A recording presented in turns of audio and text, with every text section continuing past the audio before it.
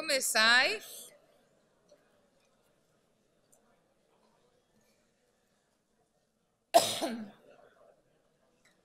Verið hjartalega velkomin á aðalfund Öryrkjabandalags Íslands þann 14. október 2016 hér á Hilton Nordica. Öryrkjabandalag Íslands eru regnhlífarsamtök 41 aðildafélags og aðildafélögin eru félög fatlaðs fólks og langveiks fólks og aðstandenda þeirra og við berjumst fyrir hagsmunum þeirra og örorkulífeyrisþega.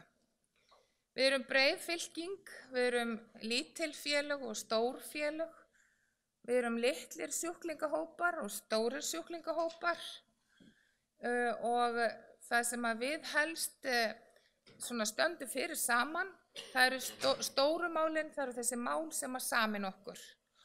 Og aðalfundur árið 2015 komst að þeirri niðurstöðu að það var enda stefnuþingi árið 2015 en aðalfundur kaus það árið 2015 að það varu 5 málefnahópar, 5 málefni sem við viljum helst koma á dagskrá hjá stjórnmálamönnum og samfélaginu öllu. Það eru kjaramál, það eru heilbrigðismál, það eru atvinnu- og menntamál, það eru aðgengismál og það eru málefni NPA eða sjálfstætt líf eða notendastýrða persónulega aðstoð. Þetta sameinumst við og við erum að sjálfsögðu miklu sterkari saman. Ég segi þennan fund settan og ég geri tillögu að fundarstjóra Kolbeinn Óttarsson Proppé, fundarstjórum, það er Kolbeinn Óttarsson Proppé og Drífa Snædal. Og ég geri einnig tillögu að fundarriturum Aðalheiður Rúnarsdóttir og Ragnheiður Ásta Sigurðardóttir. Ég byrja á því að leggja til þess að fundarstjóra Kolbeinn Óttarsson Proppé og Drífa Snædal. Þeir sem eru samþykkir því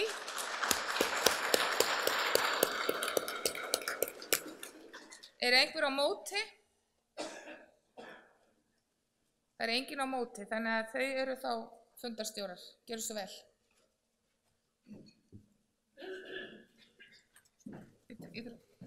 Já, svo ætla ég að klára hérna með fundarritarana. Ég sting upp á því að Aðalheiður Rúnarsdóttir og Ragnheiður Ásta Sigurðardóttir verði fundarritarar. Sammála því, hverju eru sammála því? Einhver á móti? Nei, það er samþykkt samhliða. Eigum góðan fund. Takk.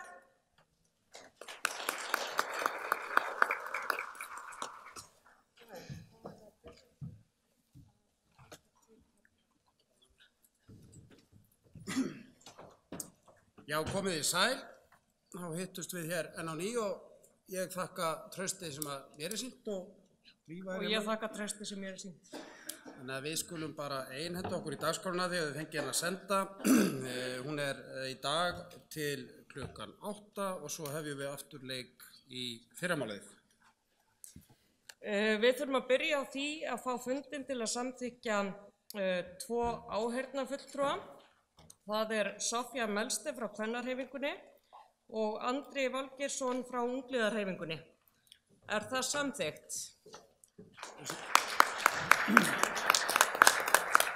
Þetta gengur glimrandi. Þetta gengur glimrandi.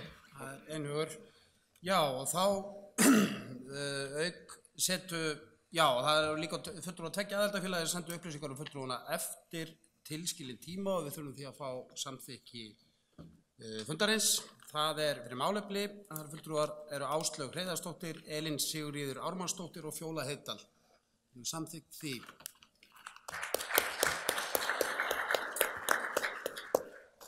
Fyrir ME-félag Íslands, þau bárust og seint tilkynningarnar og fulltrúar þeirra eru Guðrún Sæmundsdóttir, Herdís Sigurjónsdóttir og Kjartan Birgisson. Er það samþykkt? Þeir eru með mjög aggressíva fundarstjórn, við spyrjum bara hvort þetta sé samþykkt. En við þurfum að leita samþykkis og einnig fyrir setu fólks úr málefnahópum Öryrkjabandalags Íslands. Það er María Hauksdóttir og Hrafnhildur Kristbjörnsdóttir úr málefnahópum atvinnu- og menntamál og Guðmundur Ingi Kristinsson úr málefnahópum kjaramál. Ég ber þetta undir fundinn til atkvæða þau sem samþykki gefi merki. Það samþykkt einhverju móti. Þá það samþykkt og fyrirgefðu. Mikrofón. Já, herðu, við skulum fá starfsmann með hljóðnema. Maður muna það að tala ætið í hljóðnema, það tónmörskukerfi og upptökur í gangi. Þannig að þó einhver hér haldi að þau séu raddsterk, þá skiptir það ekki máli, þetta fer allt hér inn á rétta staði. Og eins og þið heyrið ég núna bara að segja eitthvað, þannig að við erum að bíða eftir hljóðnemannum. Skildi ég það rétt að þú ætlaðir að gera athugasemdir við þetta? Það ber að taka fram að þarna erum við að leggja til áheyrnarfulltrúa en ekki fulltrúa með atkvæðisrétt. Nei, það var það sem ég vildi að væri, það kom ekki hvergi fram, það var það sem ég vildi vita. Já, hvort þessi aðilar sem að fundurinn væri að samþykkja væri konu hérna með atkvæðisrétt og ég tel ekki að það sé rétt. Nei, ég bara byggðist formans, það bara fylgdi, takk fyrir ábendinguna, það fylgdi bara illa með frá fundarstjóra í formálunum, þannig var verið að samþykkja áheyrnarfulltrúa. Takk fyrir ábendinguna. Já. Ég held að þetta gangi bara ljómandi vel og hlakka til þess að greiða úr þessu verkefnum sem fyrir okkur liggja núna í dag og á morgun. Við göngum bara til hefðbundinna dagskrár eða við erum búin að afgreiða þessi formsatriði og næst á dagskrá skýrsla stjórnar. Ellen, já, formaður, gjörðu svo vel.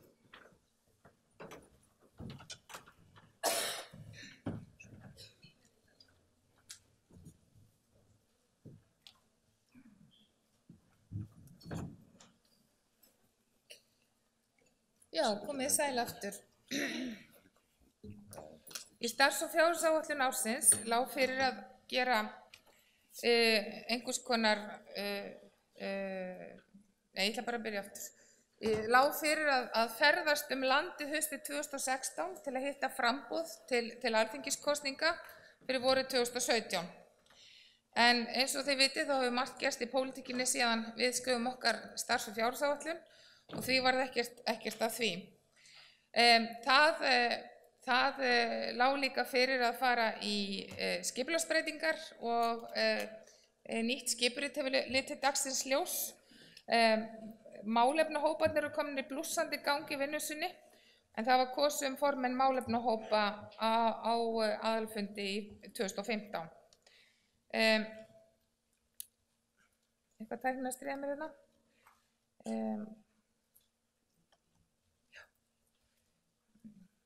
Við skrifum, Öryrkjabandalagið skrifar umsagnir þessu áður lagafrumvörp og ég tel það nánast lögbundið hlutverk Öryrkjabandalagsins að skrifa umsagnir lagafrumvörp. Árið hefur auðvitað tekið annan kúrs sem við lögðum upp með í starfsáætlun okkar. En hlutverk okkar og starfsemi þarf að vera lífræn þar sem við þurfum að bregðast við einu og öðru í umhverfinu í samfélaginu. Við ætlum einmitt að ferðast landið eins og kom í ljós. En núna erum við að vinna að herferðir varðar kosningarnar sem eru framundan. Við vorum með fund með frambjóðendum 8. október síðastliðinn á Grand Hóteli. Sá fundur var tekinn upp og komin inn á heimasíðu Öryrkjabandalagsins og fésbókarsíðu. Og síðan erum við að vinna að fullu að myndbandagerð fyrir aðildarfélögin.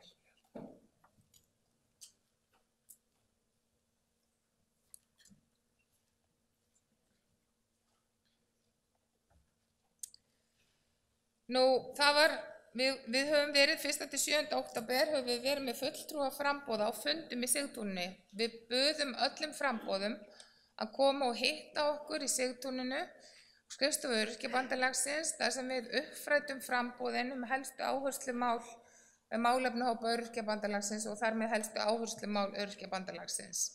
Þetta var tækifæri til að eiga óformlegt spjall við framboðin og leyfa þeim að fræðast okkar málefni og við höfum alveg komist að því að stjórnmálamenn eru ekki sérfræðingar í öllu því sem Öryrkjabandalagið fjallar og þess vegna er mikilvægt fyrir okkur að geta einnig sinnt þessu upplýsingahlutverki.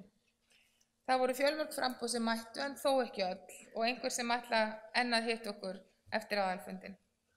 Og það var svo þessi 8. október, þessi opni fundur og síðan erum við að fara núna í auglýsingaherferð þar við ætlum að hafa áhrif í aðdraganda kosninga á það sem að kjósendur velja og hafa áhrif ekki síst á frambjóðendur að þeir leggja sem sagt áherslu á málefni okkar í kosningabaráttu sinni. Á fundunum 8. október þá voru flestir sammála því að það ætti að fara í sem sagt, að þetta lögfesta NPA. Það voru langflestir sammála því. Ég man að Sjálfstæðisflokkurinn talaði mjög skýrt það að hann vildi ekki gjaldfrjálsa heilbrigðisþjónustu en allir vildu lögfesta NPA. Þannig að það var svona margt forvitnilegt sem kom í ljós á þessum fundi. Ég hvet ykkur endilega til að skoða myndbandið. Nú, síðan varð Öryrkjabandalag Íslands 55 ára, 7. maí síðastliðinn og í tilefni af afmælinu þá samþykkti stjórn Öryrkjabandalagsins að veita styrk til aðildarfélagana og einnig að veita þeim sem sagt myndband eða veita styrk í gerð myndbanda fyrir öll aðildarfélögin. Við fengum auka fjármagn frá Íslenska getspá vegna góðs gengis Íslenska getspár og við ákváðum að nýta það fjármagn í þágu aðildarfélagana. En auðvitað hefur það í för með sér að gera myndbönd, þá það vissulega vitundavakning til almennings málefni aðildarfélagana, en ekki síst til að sýna þá breidd sem að býr undir regnhlíf Öryrkjabandalagsins. Við gerðum samning við Tjarnargötuna og Steinunn Ólína Þorsteinsdóttir, þekkt sem leikkona, verkefnisstjóri af okkar hálfu og heldur utan þetta verkefni. Ég veit að það búið að gera næstu því myndband fyrir fyrirhlutan, myndband fyrir öll aðildarfélögin og það eru örugglega einhverjir hér, ég veit að það eru einhverjir hér í salnum sem hafa farið í upptöku. En nú verið að vinna að drögum að handritum fyrir seinni hlutan, en það búið að senda þau handritsdrög sem eru tilbúin til aðildarfélagana og það hefur verið óskað eftir athugasemdum og ég vil hvetja ykkur til þess að senda svar eða athugasemdir við handritin svo að það sé hægt að klára þetta verkefni og þannig að gangi nú hratt og örugglega. Við vonumst til þess að ljúka við alla framleiðslu fyrir árslok 2016. Það var mikill áhugi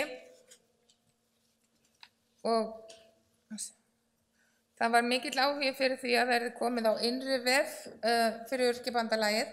Þannig að það myndi draga úr svona auglýsingapóstum og tölvupóstsendingu frá skrifstofu Öryrkjabandalagsins til aðildarfélagana.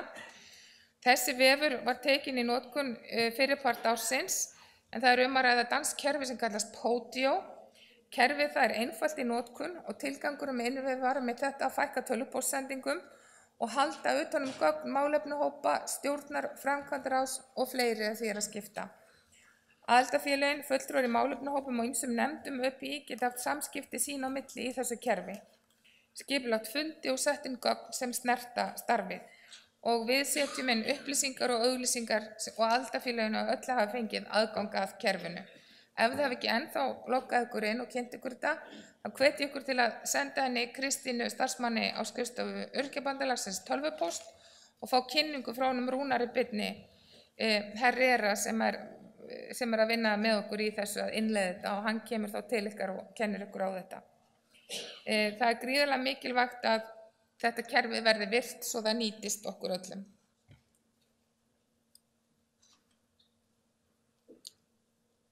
Nú málefnahópin eru 5 talsins eins og ég fór yfir hér áðan og ætla ekki að dvelja meira við það.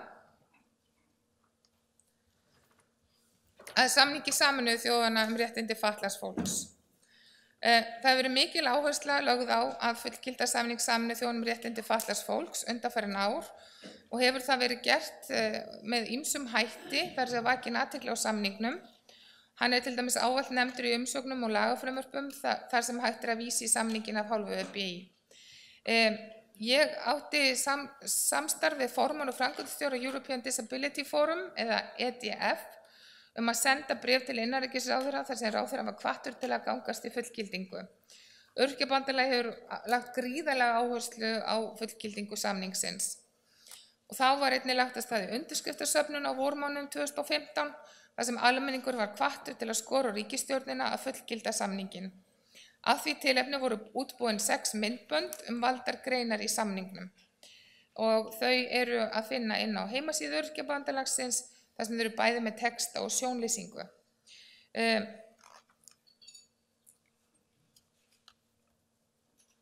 Þann 20. september síðastliðinn mælti Lilja Alfreðsdóttir utanríkisráðherra fyrir þingsályktunartillögu fullgildingu samningsins og var hún samþykkt ásamt breytingartillögu að valfrjálsa bókunin yrði einnig fullgilt.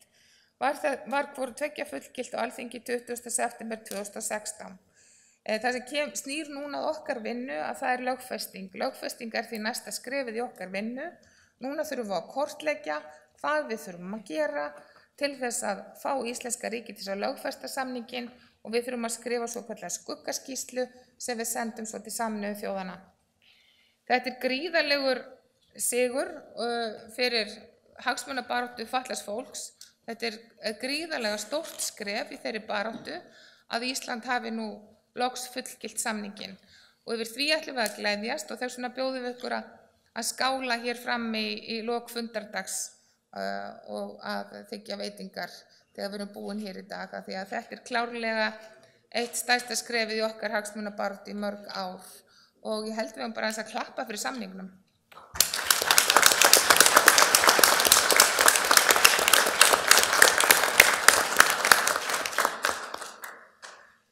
Við erum alltaf að reyna að hafa áhrif á samfélagið og fá samfélagið til að berjast með okkur í öllum þeim málum sem við höfum sett á oddinn. Við gerðum nú dögunum Gallup-könnun, viðhorfskönnun á meðal almennings núna í september-október 2016 og þar sem að málefnahóparnir lögðu fram eina spurningu hver og það auðvitað til þess að kanna hvert viðhorf almennings til þessara 5 flokka sem við höfum helst sett á dagskrá. Ég ætla að renna stuttlega yfir hana. Fyrsta spurningin var hversu sammála eða ósammála ert þú eftirfarandi fullyrðingu? Einstaklingstekjur upp á 296.000 krónur eftir skatt myndu nægja mér til framfærslu í hverju mánuði. Ég tek það fram að örorkulífeyrir, framfærsla örorkulífeyris í dag eitthvað kringum 185–190.000 krónur. Þarna erum við að reikna þetta upp þannig að framfærslan væri fyrir skatt í kringum 390.000 krónur. Þannig að þetta langt umfram það sem örorkulífeyrisþegar hafa, samt sem áður telur almenningur þetta ekki duga til framfærslu. Það voru sem sagt 59,7% mjög ósammála því að þetta myndi duga til framfærslu. Eða ósammála því, mjög eða frekar. En það voru 30 og 40% sem voru sammála eða hvorki né. Þess ber að geta að þeir sem voru sammála eða hvorki né töldu þetta mögulega duga. Það voru fólk í yngsta aldursflokki í könnuninni og fólk í elsta aldursflokki. Það annars vegar fólk sem kannski nýskriðu skóla eða enn í skóla, býr mögulega heima og svo hins vegar eldra fólk sem mögulega á orði skuldlaust húsnæði eða skulda lítið í húsnæði og kannski búið að koma sér þokkalega fyrir. Þannig að það kemur okkur kannski ekki óvart að þessir 2 hópar teldu þetta duga. Nú spurning 2, ertu hlynnt eða andvíg því að umbuna eigi fyrirtækjum og stofnunum sem ráða til starfa fólk með skerta starfsgetu? Og það eru 78%, tæplega 79% hlynnt því. Og þá þýðir það að það eru 21% sem eru andvíg því. Þannig að það eru megin þorri þjóðarinnar sem hlynnt því að þessi sett á einhvers konar umbunarkerfi þannig að þessi hvati fyrir fyrirtæki að ráða fatlað fólk að fólk með skerta starfsgetu í vinnu. Spurning 3, ertu hlynnt eða andvíg því að tryggja skuli með lögum að sveitarfélögum sé skylt að veita fötluðu fólki óháð aldri akstursþjónustu svo það geti farið allra sinna ferða. Og þarna eru 86,6% hlynnt því. Og þess ber einnig að geta þeir sem voru andvígir eða hvorki né, það var aftur yngsti aldurshópurinn og elsti aldurshópurinn. Og það var fólk með ríflegar tekjur. Ertu hlynnt, 4. spurningin, ertu hlynnt eða andvíg því að tryggja skuli með lögum rétt fatlaðs fólks til notendastýrðrar persónulegrar aðstoðar? 81,1% var sammála því, hlynnt því að það eigi að tryggja með lögum NPA. Þjóðin vill að NPA sé lögfest. Ertu hlynnt eða andvíg því að sú heilbrigðisþjónusta sem ríkið niðurgreiðir í dag, svo sem þjónusta, heilsugæslu, sjúkrahúsa, sérfræðilækna og læknisfræðilegar rannsóknir verði gjaldfrjáls. 77,1% eru hlynnt því. Þeir sem eru andvígir eru 13,8% og hvorki né 9,1%.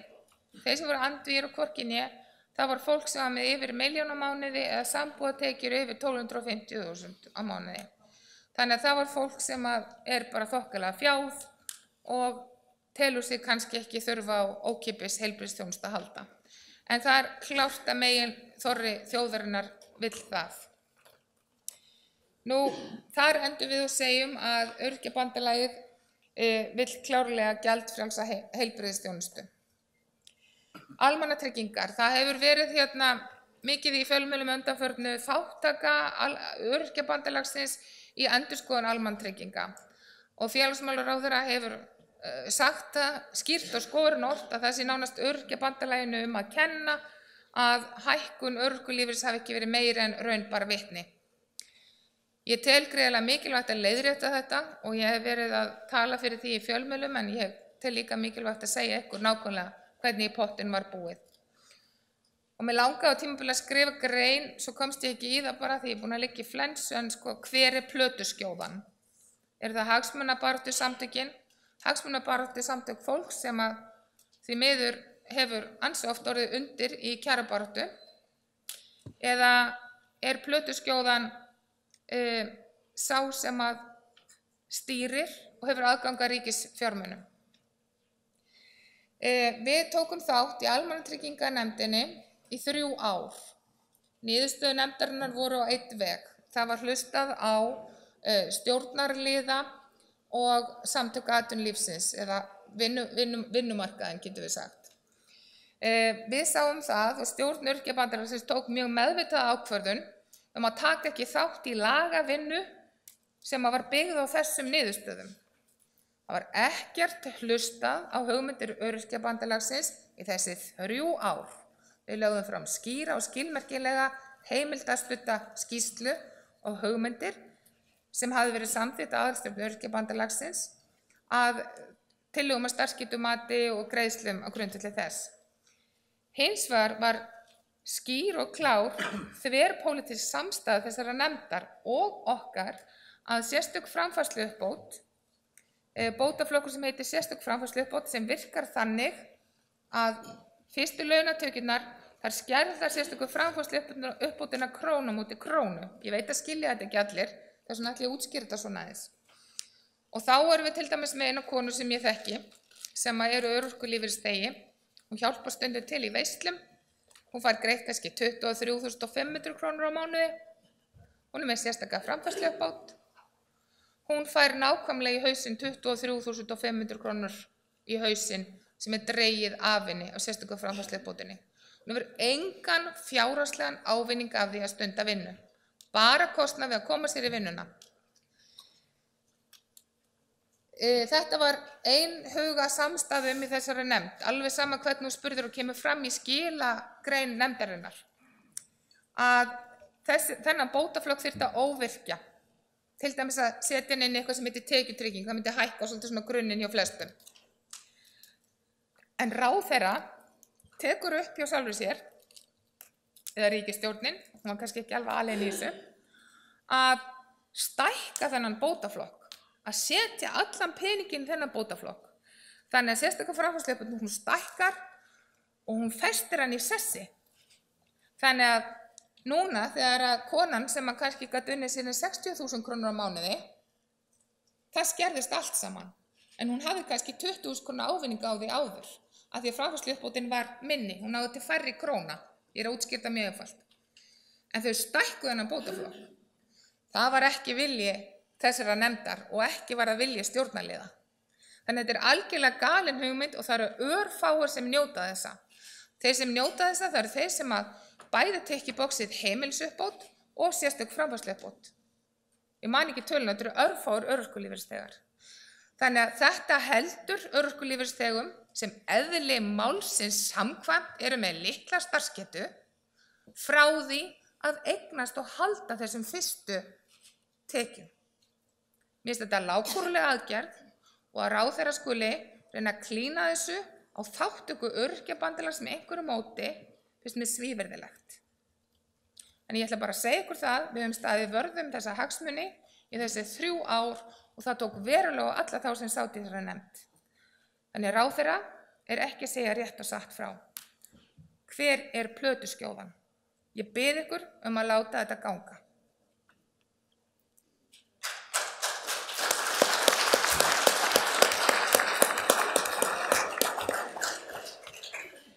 Stefnuþing Öryrkjabandalagsins var haldið í Hörpu í aprílmánuði. Málefnahóparnir eru algerlega frábærir. Ég er svo ánægð með þessa breytingu. Það er líf og fjör í húsnæði Öryrkjabandalagsins, miklir fundir, grasrótin kemur saman, fram á kvöld, út allt, drekka kaffi og búa til tillögur. Það eru allir mjög lausnamiðaðir og tillögumiðaðir. Og það er einmitt þannig sem við höfum að hugsa. Og sko, við höfum komið að frumvarpsgerðum sem að hafa verið flutt á Alþingi, þó við getum kannski ekki sagt upp út frá því. En við höfum klárlega áhrif. Stefnuþingið kom saman, það var í apríl og mjög vel sótt og bara fín stemning, þetta var mikið vinnuþing og málefnahóparnir höfðu undirbúið afskaplega vel. Stefnuþinginu var ætlað að skoða og forgangsraða þeim málefnum sem málefnahóparnir vildu helst leggja áherslu á. Málefnahóparnir unnu svo úr afurðum stefnuþingsins og hafa nú listað upp 3 lykilatriði sem lögð verður áherslu á að vinna á að næstu misserum. Og ég mun kynna hér stefnu og starfsáætlun stefnuþings síðar á fundinum. Þannig að við erum orðin miklu einbeittar í vinnunni, við erum duglega að forgangsraða og þá bara, ég held að við náum meira árangri með þessari forgangsröðun. Námskeið og fundir, formaður á reglulega fundi með forsvarsmönnum aðildarfélaganna og það eru skemmtilegustu fundirnir. Ég er búin að hitta ykkur mörg hér í salnum og ég hef líka sagt ykkur það þá, þetta eru langskemmtilegustu fundirnir að heyra hvað aðildarfélagin er að gera, læra þau, bjóða þeim aðstoð og stuðning og þetta eru bara mjög góði fundir og nauðsynlegt og mikilvægur liður í því að heyra bara hverjar þarfir þeirra eru og hvar áherslu þeirra liggja og ekki síst bara hvernig Öryrkjabandalag getur þjónustað aðildarfélögin frekar. Félögin nýta sér í æ ríkara mæli viðburðardagatal Öryrkjabandalagsins og óska eftir því að viðburðir séu auglýstir og ég segi ykkur það enn og aftur, endilega nýtið ykkur þann kanal. Í september 2016 þá var haldið námskeið fyrir aðildarfélögin sem kallaðist Skrifa til áhrifa. Það sem ætlunin var að styrkja aðildarfélögin í að skrifa blaðagreinar og það var bara fullseti á þessu námskeiði og það voru gerð matsblöð eftir námskeiðið og fólk var bara almennt ánægt. Ef að þið hafið áhuga á því að við höldum eitthvað námskeið sem geti gagnast fleirum en bara ykkar eina aðildarfélagi, endilega komið því á framfæri við okkur. Ég held að það sé bara mjög góð leið að bjóða upp á námskeið sem styrkja starfsemi aðildarfélagana. Svo var boðið upp á námskeið samning Sameinuðu þjóðanna snemmsumars 2016 sem Rannveig Traustadóttir hafði umsjón með og auðvitað var þetta allt þátttakendum og kostnaðarlausu. 1. maí er alltaf stór viðburður hjá okkur og málefnahópur kjaramála hafði umsjón með 1. maí-göngunni fyrir hönd ÖBÍ. Slagorðin voru nú fæði, klæði og húsnæði fyrir alla, byggð á skýrslu UNICEF sem kom út í upphafi árs 2016 sem sagði okkur frá þeirri ömurlegu staðreynd að 6.100 börn á Íslandi búa við skort. Það voru helst 3 skortþættir, það voru fæði, klæði og húsnæði. Ef að börnin skorti húsnæði þá áttu þau ekkert einkarýmin á heimili. Ef þau skorti klæði þá áttu þau bara 1 skópar sem passaði og ef þau skorti fæði þá fengu þau ekki kjöt, fisk eða grænmetismáltíð á hverjum degi. Og yfirleitt voru þetta börn lágtekjufólks og þar á meðal börn örorkulífeyrisþega. Við unnum myndband í samvinnu við NM og Sagafilm og það voru höfuðbuff með barnateikningum og það var einnig farið í ljósmyndaherferð þar sem að frægt fólk, alls konar frægt fólk, klæddist stígvélum af því að hugmyndin var til þegar við fórum að hugsa út frá því að börnin ættu bara eitt skópar sem passaði. Þá hugsaðum við hvernig skó myndi maður kaupa handa barninu sínu ef maður ætti bara pening til að kaupa eitt skópar. Þá keypti maður mjög líklega stígvél af því þá verður barnið örugglega ekki blautt í fæturnar. Þannig að myndbandið var þannig að það var barn í stígvéli og það var tekna myndir af alls konar frægu fólki sem endurspeglaði margbreytileika samfélagsins í stígvélum. Hér eru myndir af þessu, það fæði klæði og húsnæði fyrir alla. Nú sjónleysi ég, þannig að ég segi aðeins hvað er á myndunum. Það eru myndir af nokkrum einstaklingum hér í stígvélum, ljósmyndir. Og það eru barnateikningar, það eru myndir af húsum og epli og banana og úlpu og sokkum, gulrót og það voru börn sem teiknuðu þessa myndir. Og hér eru fleiri myndir af fólki í stígvélum. Ég sé það ekki svo vel að þetta er svo langt frá mér. En við sjáum þarna Steinunni Ásu á stærstu myndinni. Nú dómsmál. Öryrkjabandalagið rekur alltaf einhver dómsmál og flest þau dómsmál sem ÖBÍ rekur eru gjafsóknarmál. Það þýðir að málskostnaður fæst að mestu leyti greiddur af ríkinu. ÖBÍ fer aldrei í dómsmál og þetta er mjög mikilvægt. Við förum aldrei í dómsmál nema við sem búin að tæma stjórnsýsluleiðina. Það búið að fara fyrir úrskurðarnefndir, það búið að prófa að skrifa og tala við hvort þau ráðherra eða borgarstjóri eða hver sem á í hlut. Það búið að tæma stjórnsýsluleiðina.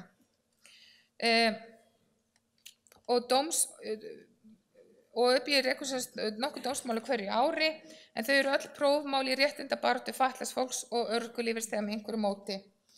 Helst má nefna 2 þeirra, það er framfærslumálið, þar sem að ÖBÍ studdi mál einstaklings sem taldi upphæðir sem ríkið greiðir til framfærslu sinnar sem örorkulífeyrisþega ekki verið í samræmi við 76. grein stjórnarskrárinnar mannsæmandi framfærslu. Dómur féll í málinu í héraði og taldi héraðsdómur ríkið uppfylla stjórnarskrárákvæðið en málinu hefur áfrýjað til Hæstaréttar.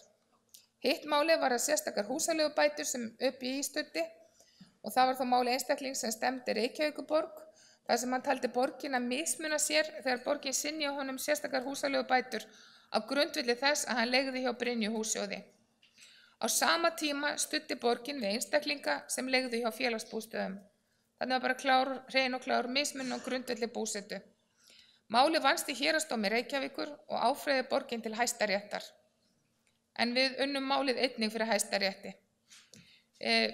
Þetta var ótrúlegt mál. Ég kom inn í þetta mál á þeim tímapunkti að búið að tæma stjórnsýsluleiðina og ég segi ekki að prófa samtal. Við hittum þá reyndar ekki borgarstjóra heldur aðstoðarmann borgarstjóra, það var Jón Gnarr borgarstjóri og aðstoðarmann hans var hann hérna Blöndal, man ekki hvað hann heitir. Já, hvað heitir hann? Björn Blöndal og Dagur var líka því þá var hann forseti borgarstjórnar og við fórum með máli og við sem þetta er borðleggjandi, viljið ekki bara hækka þessar húsaleigubætur og byrja bara að greiða fólki þetta, viljið ekki bara græja þetta og taka þetta bara inn í skrefum hjá ykkur svo við þurfum ekki að fara í dómsmál. Nei, það viljum við ekki. Við sem hugsiði málið, þið hafið 2 vikur, láttu okkur vita. Ekkert gerðist. Við förum fyrir héraðsdóm, vinnum það, við förum aftur, þá Dagur án borgarstjóri og þá segi ég, já þetta, nú unnum við þetta, viljið ekki bara setja þetta inn í fjárhagsáætlun hjá okkur og bara laga þetta. Nei, borgarlögmaður vill að við förum þetta í Hæstarétt. Ok, fæn, Hæstarétt. Og svo vinnum við þetta. En þetta er alveg ótrúlegt að þó að við reynum þessa samtalsleið, það getur enginn klæða okkur að hafa ekki reynt. Að þá mætum við stundum þessu viðhorfi. Ef við unnum þetta, en það er ekki farið að vinna eftir þessi á borginni. Þannig að það er verið að skoða það núna skrifstofu í okkur, hvernig við getum knúið á frekari rétt vegna málsins. Skipulagsbreytingar, það voru veigamiklar skipulagsbreytingar gerðar á skrifstofunni í mars 2016 í ljósi þess að starfsemi bandalagsins hefur breyst mikið á undanförnum árum með breyttum áherslum, aðgerðum stjórnvalda og fleiri utanaðkomandi þáttum. Aðildarfélögum hefur fjölgað, það eru ný lög hjá okkur tiltölulega ný, þannig að nýtt skipulag í grasrótar starfin okkar. Ágústa Dröfn Guðmundsdóttir og Jóhanna Hermansen voru ráðnarinn í janúar 2016. Margrét Rósa Jochumsdóttir ritstjóri, hún lét af störfum í lok apríl 2016. Starfið var svo endurskoðað og breytt í kjölfarið til að efla starfsemina enn frekar og Guðjón Helgason var ráðinn í nýtt starf samskiptastjóri í ágúst 2016. Og þá hættu í skipulagsbreytingunum Bára Snæfelld og Hrefna Óskarsdóttir einnig. Nýtt skipurit lítur svona út og það var samþykkt á stjórnarfundi 25. febrúar 2016. Aðalfundur efstur, í næsta kassa þar undir stjórn, í næsta kassa þar undir framkvæmdaráð og undir framkvæmdaráð framkvæmdastjóri. Þá skiptist þetta í 3 kassa sem allir hafa beina grein í framkvæmdastjóran. Það annars vegar stoðþjónusta og almannatengsl og verkefnisstjórnun og ráðgjöf og lögfræðiþjónusta. Á milli kassana stoðþjónusta og almannatengsl og verkefnisstjórnun og ráðgjöf og lögfræðiþjónusta eru örvar sem gangi báðar áttir. Það þýðir auðvitað bara það að við vinnum auðvitað gjarnan þvert á sviðin og þurfum að nýta okkur þekkingu starfsmanna í hverjum kassa fyrir sig oft í einu máli. Sumarskóli Galway, aftur styrktu við félaga í aðildarfélögunum, öllum var velkomið að sækja félögum og starfsfólki í aðildarfélögum að fara til Galway og dýpka þekkingu sína í samningi Sameinuðu þjóðanna um réttindi fatlaðs fólks. Þetta var auðvitað hugsað til þess að fólk auðvitað læri betur samninginn, geti talað betur hann og komið frekar auga á ef að verið að brjóta gegn samningsum eða gegn fólki samkvæmt samningnum í sér framkvæmd í stjórnsýslunni. Þannig að ég held að það sé gríðarlega mikilvægt að við höldum áfram að mennta okkar fólk í þessum fræðum. Norrænt samstarf, ég fór á lítið málþing á Álandseyjum í júní síðastliðnum, en þangað var mér boðið og það voru einstaklingar úr fötlunarfræðum háskólanum á Norðurlöndunum, auk fólks úr hagsmunabaráttusamtökum og það voru einhverjir embættismenn þarna þó líka. Já, og það var svona niðurstaða á þessu málþingi eða ráðstefnu, þetta var svona lítil ráðstefna, að það reyna að koma á sumarskóla á Norðurlöndunum sem kannski svolítið svipað á skólinn í Galway. Hugmyndin var að stofna diskóskóla, það væri kannski eitthvað spennandi að fara á diskóskóla, en það væri disability, þarna voru að tala ensku líka, Disability Cooperation School. Og það þá svona samvinna háskólasamfélagsins og hagsmunabaráttusamtökum fatlaðs fólks á Norðurlöndunum, þar sem að báðir aðilar myndu njóta. Evrópusamstarfi, við tökum þátt í Evrópusamstarfi, EDF, European Disability Forum. Halldór Sævar hefur verið þar, Guðbjörnsson varaformaður hefur verið þar aðalmaður okkar. Ég hef verið heppin að fá að fara með honum sem aðstoðarmaður, en það mjög mikið talað í Evrópu fatlað flóttafólk og aðstæður þess. Það líka talað mikilvægi NPA og það eru allir að segja svipaða sögu að það eru togstreita milli sveitarfélaga og ríki sem hver að borga NPA og síðan mikilvægi þess að innleiða gildi samning Sameinuðu þjóðanna á öllum stjórnsýslustigum. Það verður aðalfundur EDF á Spáni 2017 og stjórn Öryrkjabandalagsins samþykkti að bjóða EDF að hafa aðalfundin hér á landi. Ég get upplýst það nú, ég fekk svar í vikunni, ég fekk svar ekki fyrir löngu síðan, ég upplýst á formannafundi að aðalfundurinn verður á Spáni og þeir þáðu ekki boða okkar þessu sinni. En stjórn ákvað hins vegar að við myndum reyna að vinna því að vera með einhvers konar viðburði samstarfi við EDF á næsta ári. Facebook síða ÖBÍ hefur aukið fylgi sitt til muna. Hún var með 5.400 fylgjendur í fyrra en núna eru þeir 6.800 og við erum með snjalla verðlauna heimasíðu sem að fékk verðlaun fyrir besta aðgengi. Hún var líka tilnefnd í flokkinu fyrir að vera besta heimasíða í flokkinu frjáls félagasamtök.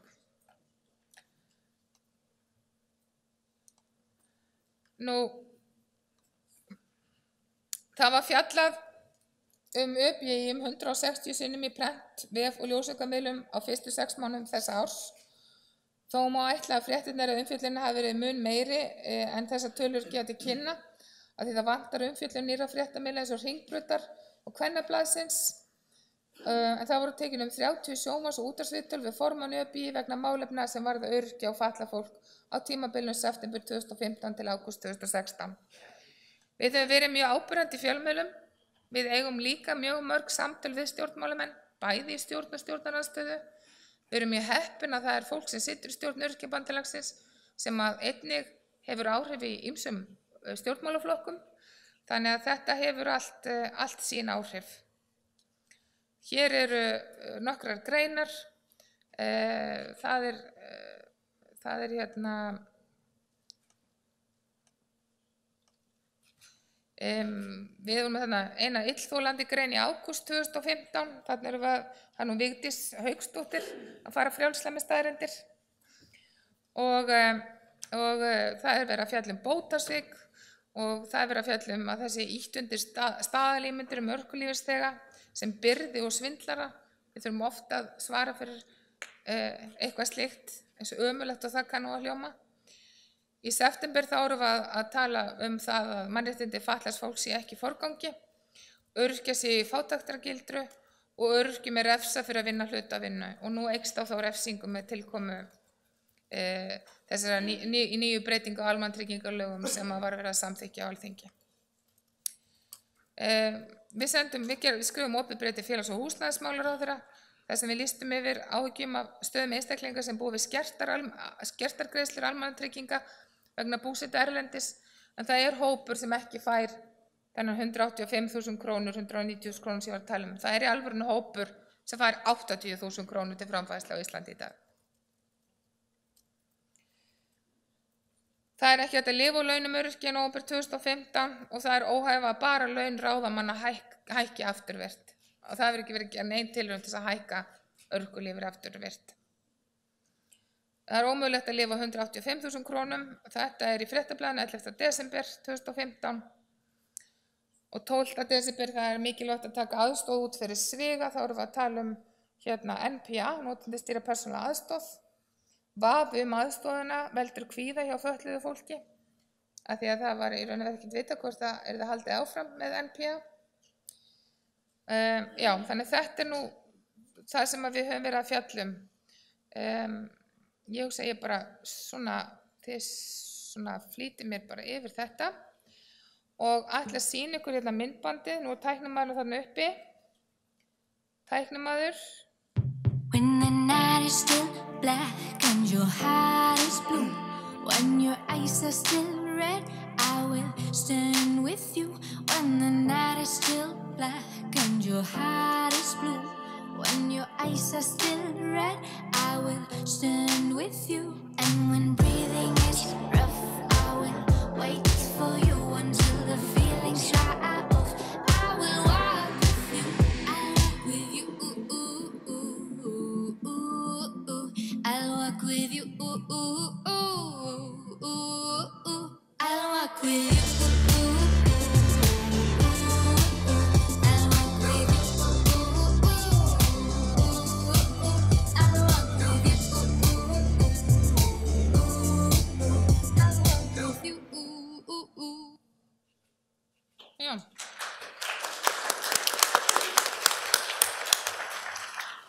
Svo ég sjónlýsi þessu, þá er verið að nota þennan text úr fæði, klæði og húsnæði þar sem er að fjalla um það að 6.100 börn eiga ekki fyrir fæði, klæði og húsnæði. Það eru sýnd börn að leik, barn að ganga upp stiga, augljóslega að sumri til, ganga upp tröppur í stígvélum, barn í afmæli þar sem sést undir borðið og þá sjást spariskór en eitt barnið er í stígvélum, það er alltaf sama barnið í sömu stígvélunum. Og þau eru út í fótbolta þar sem allir eru í íþróttaskóm en eitt barn í stígvélum. Þau eru í snú þar sem krakkarnir eru í íþróttaskóm en eitt barn í stígvélum. Þannig að við erum að tengja við þessa stígvélu hugmynd og eiga eitt skópar sem passar. Þetta hlaut mjög mikla skoðun á netinu og á ennþá við því miður. Nú, ég hugsa að ég fari nú bara að ljúka þessu. Þetta er hérna, ég ætla bara að segja hérna aftur, áfram veginn. Málefnin okkar eru mikilvæg þegar fjallum það að gera samfélagi betra og aðgengilegra fyrir alla, ekki bara suma. Samfélag án fordóma, samfélag án fátæktar. Það er mikilvægt að við fáum almenning til að horfa til okkar og leggjast á árarnar með okkur. Það er mikilvægt að nágrönnunum okkar þykir mikilvægt að húsið okkar sé aðgengilegt. Til þess þurfum við stöðugt að vera að láta á okkur bera og láta á málefnum okkar bera. Það gerum við með sem fjölbreytilegustum hætti, með auglýsingum, kynningum, viðburðum og notkun samfélagsmiðla. Eðli málsins samkvæmt erum við óþreyjufull. Við erum óþreyjufull eftir því að sjá niðurstöður, árangur, að því að málefnin okkar snúast öllum betra líf í einhverjum skilningi. Sum hver höfum við lítinn tíma til að bíða eftir bót og betrun. Aðrir hafa bara beðið nógu lengi. Okkar verkefni eru stór. Stór verkefni þau taka tíma, en smám saman holar dropinn steininn. Samkvæmt könnunum sem hafa birst á síðum blaðanna, þá þykir kjósendum mestum vert að málefni öryrkja og aldraðra ásamt betra heilbrigðiskerfi vera þau verkefni sem stjórnmálamenn framtíðarinnar eiga að setja í forgang. Þannig tel ég að við höfum náð eyrum almennings og aukið á meðvitund samfélagsins okkar fjölbreytta hóp og það skiptir máli. Það árangur að kannanir sýna okkur þessar niðurstöður. Ég segi þetta leið og ég þakka ykkur öllum þeim sem sitja í nefndum og ráðum fyrir bandalagið og þá ómældu vinnu sem fólk leggur á sig í þessu sjálfboðaliða starfi sem að flest öll okkar störf eru og þátttaka félaga sem sagt í aðildarfélögunum skiptir gríðarlega miklu máli fyrir bandalagið. Án ykkar ÖBÍ ekki neitt. Eigum góðan fund og sýnum hvort öðru skilning. Takk.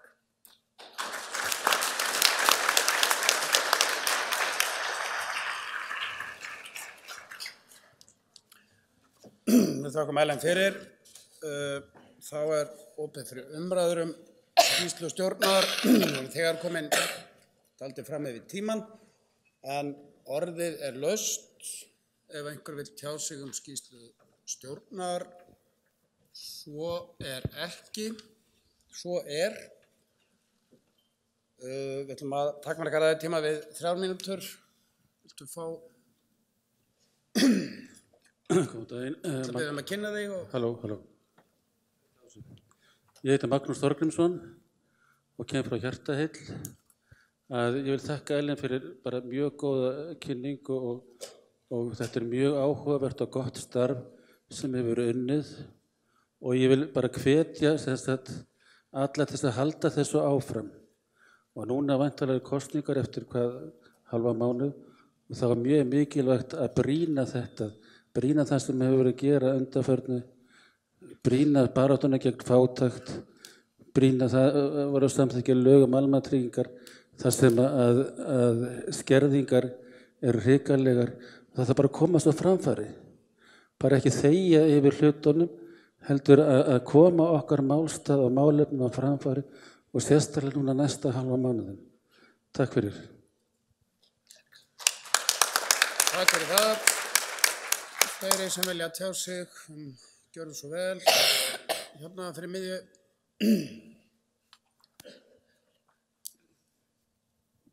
Góðan daginn. Góðan dag. Og til hamingju með þessa fallegu áskýrslu. Við höfum verið virkilega vel og garði gerð. Ég ætla að biðja að kynna þig fyrir ekki. Já, ég heiti Ólína Sveinsdóttir og ég kem frá Parkinsons-samtökunum. En það eitt sem ég langar að benda ykkur á hérna, sem ég fann svolítið skondið. Og skýrslur eiga ekki bara að vera leiðilega, það eiga líka að vera skemmtilegar. En þarna mikil framtíðarsýn. Það stendur fyrir neðan myndina. Kjarahópur ÖBÍ mótmælti fyrir utan Alþingi 3. desember 2016. Já. Þannig að við erum forspá og það meira sér svoleiðis að við getum tekið mynd af óorðnum hlutum. Þetta alveg yndislegt. Þakka bara fyrir. Takk fyrir þessa ábendingu.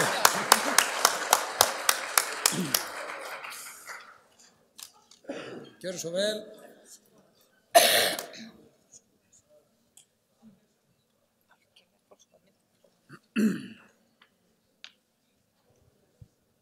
Takk fyrir góða ræðu. Mér langar samt að benda á eitt. Bara svo að það verði ekki misskilningur. Takk fyrir góða ræðu. Ég vil byrja á því að benda á eitt svo að verði ekki misskilningur. Það nefnilega ekki búið að fullgilda valfrjálsubókunina. Það nefnilega ekki búið að fullgilda valfrjálsubókunina. Það sem í rauninni hefur gerst að þingsályktun var samþykkt þess efnis að valfrjálsubókun yrði fullgild eigi síðar en fyrir árslok 2017. Það sem var gert var að, afsakið túlkurinn ætla að biðja að endurtaka þetta. Það sem í raun og veru hefur gerst að það var samþykkt þingsályktun. Það sem í rauninni hefur gerst að það var samþykkt þingsályktun. Það efnis að valfrjálsubókun yrði samþykkt eigi síðar en fyrir árslok 2017. Þess efnis að valfrjálsbókun yrði samþykkt eigi síðar en fyrir árslok 2017. Takk. Takk. Bara hárrétt og takk fyrir ábendinguna. Þetta hárrétt. Takk kærlega fyrir þessa ábendingu.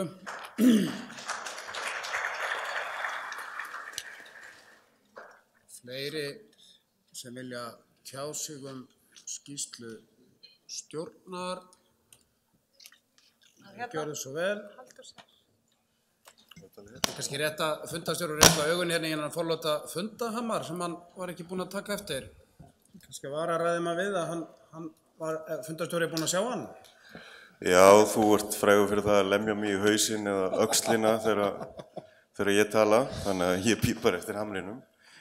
En ég vil bara árétta það sem kom fram hér í ræðu Ellenar varðandi orð Eyglóar. Þetta eru mjög alvarlegar aðfinnslur og háalvarlegt hvernig hún hefur komið fram í fjölmiðlum og kennt Öryrkjabandalagi Íslands og hagsmunasamtökum fatlaðra það að við séum að halda niður í kjörum öryrkja á Íslandi. Þetta óþolandi að við sitjum undir þessu á sama tíma og við höfum setið marga fundi og við sem erum búin að vera hérna lengi í baráttunni að við höfum þurft að sitja undir fundum hjá fólki þar sem það ætlar að byggja upp velferðarkerfið á Excel-skjölum. Og það bara ekki góð leið til þess að vinna með fólki. Og þegar það sagt að við viljum ekki starfsgetumat, þá veit ég ekki annað en við séum bara með mjög hörmulegt og erfitt starfsgetumat í dag. Vitið þið hvað það er? Ég vil benda hér á frétt í Stöð 2 í gær, þar sem komu 2 ungar fatlaðar konur og sögðu það, ef þið setti umsóknina að þær eru fatlaðar, þá eru þær ekki boðaðar í viðtal. Það er veruleiki sem við búum í dag. Þetta erum við búin að benda vinnuveitendum, samtökum atvinnulífsins á aftur og segjum við viljum raunhæfar aðgerðir. Og það er ekki rétt að við erum með starfsgetumat í dag og það er bara mjög hart. Og þetta nýjasta aðgerð að herða tekjuskerðingar af fólk sem getur unnið og fær vinnu, það er alveg öfugt með það sem hefur verið boðað. Og það er alveg rétt sem kom hér hjá ræðumanni áðan að þessu þarf að koma á framfæri. Og það verður gert og ég hvet ykkur hérna líka til þess að koma þessu á framfæri við ykkar fólk og stjórnmálamenn. Því að þetta er í rauninni mjög harkalegt hvernig Eygló kom fram og sneri þessu upp á öryrkjamati og mjög ósanngjarnt miðað þá vinnu sem hefur lagð hérna á okkur öllu sem eru hérna inni. Við höfum tekið þátt í þessari vinnu, bent á hluti, en það er ekki hlustað. Og þess vegna held ég að þegar að menn eru að fara að tala starfsgetumat og það er bara eitt orð, starfsgetumat, þetta útópía og við þurfum að segja fólki það að við séum með starfsgetumat í dag og það mjög harkalegt. 3 mínútur liðnar. Já, og heppin að fá ekki hamarinn í hausinn, en við þurfum að halda baráttuna áfram og koma þessu skilaboðum út til ykkar félaga að þessi lúgalega aðferð sem beitt núna, að þetta bara lygi og ekkert annað, fyrir ekki orðbragði. Takk fyrir það. Ég vil árétta við þau ykkur sem takkir til máls að þið kynnið ykkur í upphafi máls. Bergur, gjörðu svo. Takk, fundur þau eru góður fundamenn. Ég vil svo sem ekki bæta miklu við Bergur Þóri Benjamínsson heiti ég, afsakið. Kem frá Sjálfsbjörg. Það sem ég vildi eins og sagt hafa var að ég vil þakka Hrafnhildi sem situr hérna í salnum fyrir að koma í þetta viðtal, fara fram og segja sannleikann. Takk.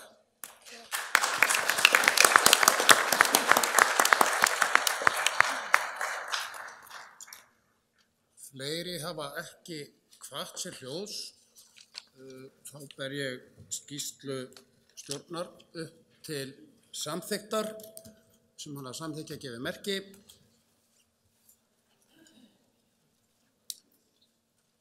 Þau sem á móti kunna vera, hún samþykkt. Þá komið að reikningum bandalagsins liður 2 á dagskránni. Guðmundur Snorrason, endurskoðandi, PricewaterhouseCoopers EHF fer yfir reikninga og Lilja Þorgeirsdóttir og Bergur Þóri Benjamínsson, gjaldkeri ÖBÍ, verða til svara varðandi fyrirspurnir. Guðmundur, gjörðu svo vel.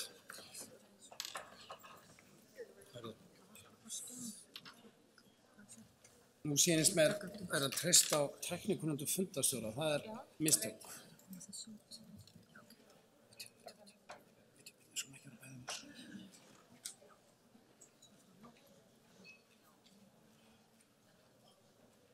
Það bara skútlega plötuskjá.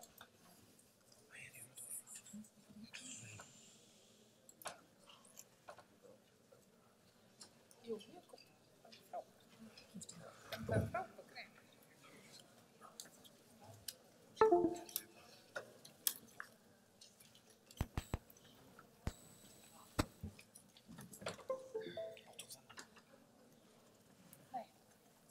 Nei, takk samt.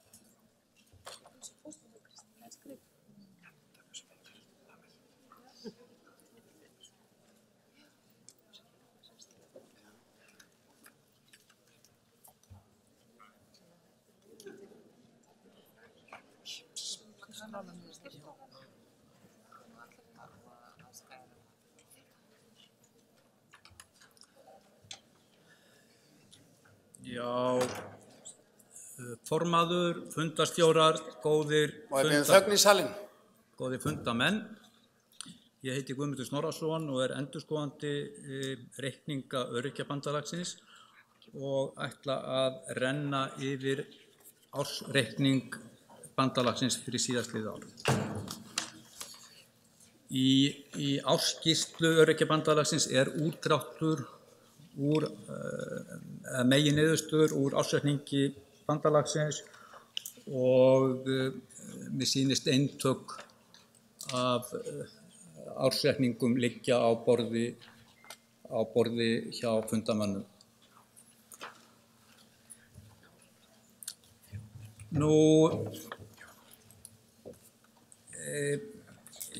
Stjórn og framkvæmdastjóri árituðu reikninga bandalagsins 27. maí og sama dag var hann áritaður af endurskoðanda án nokkurs fyrirvara en í niðurstöðu hann segir: það álit okkar að ársreikningurinn gefur glögga mynd af afkomu bandalagsins á árinu 2015, efnahag þess 31. desember 2015 og breytingu á handbæru fé á árinu 2015. Sem sagt, engar athugasemdir eða fyrirvarar varðandi ársreikningin. Á blaðsíðu 4 er rekstrarreikningur fyrir árið 2015 ásamt samanburði við árið á undan. Þar kemur fram að heildartekjur námu 492 milljónum króna á móti 264 milljónum árið á undan. Megintekju uppsprettan er frá lottóinu eða frá íslenskri sketsspá og námu framlög frá íslenskri sketsspá á árinu 2015 481 milljón á móti 460 milljónum árið á undan. Leigutekjur hækka nokkuð milli ára, fara úr 4,2 milljónum í 10,9 milljónir sem að skapast af því að bandalagið flutti skrifstofu sínar eða starfsemi sína inn í Sigtún á árinu 2014 þannig að leigutekjur runnu ekki til bandalagsins nema hluta ársins 2014 og reyndar var það svo að húsnæði var ekki að fullu tekið í útleigu fyrir en leið á árið 2015. Aðrar tekjur 128.000 á móti 330.000 árið á undan. Það er að ræða einhverjar auglýsingatekjur í blaðið ykkar. Rekstrargjöld fyrir fjármagnsliði námu samtals 514 milljónum króna á árinu 2015 en 474 milljónum árið á undan. Þar af voru styrkir og framlög langstærsti liðurinn eins og endra nær námu 285 milljónum króna. Já, fyrirgefðu, ég ætla að skrolla þetta hérna. Já, kemur þetta ekki fram? Já.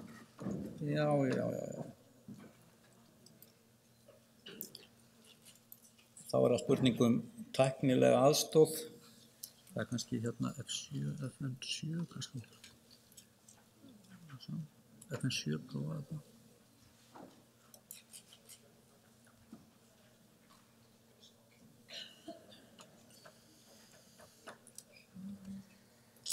Er það ekki, hérna, er ekki tæknimaður hússins eitthvað staðar?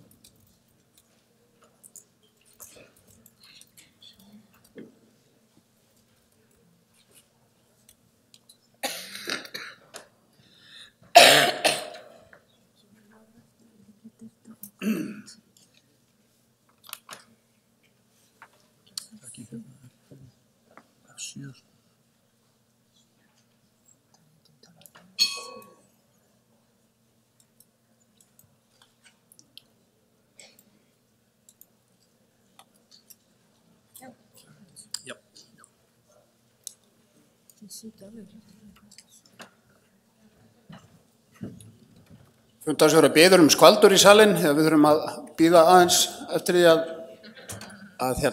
tæknin komist í lag, þannig að endilega spjallið.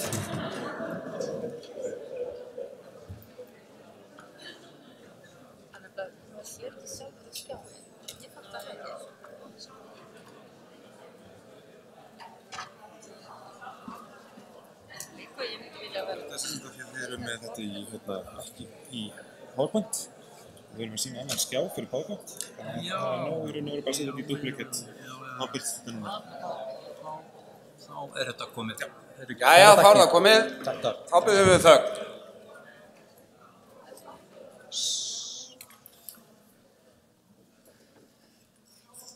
Þá birtast þessa fjárhæði sem ég var að lesa upp að heildartekjurnar 492 milljónir á móti 264 árið á undan.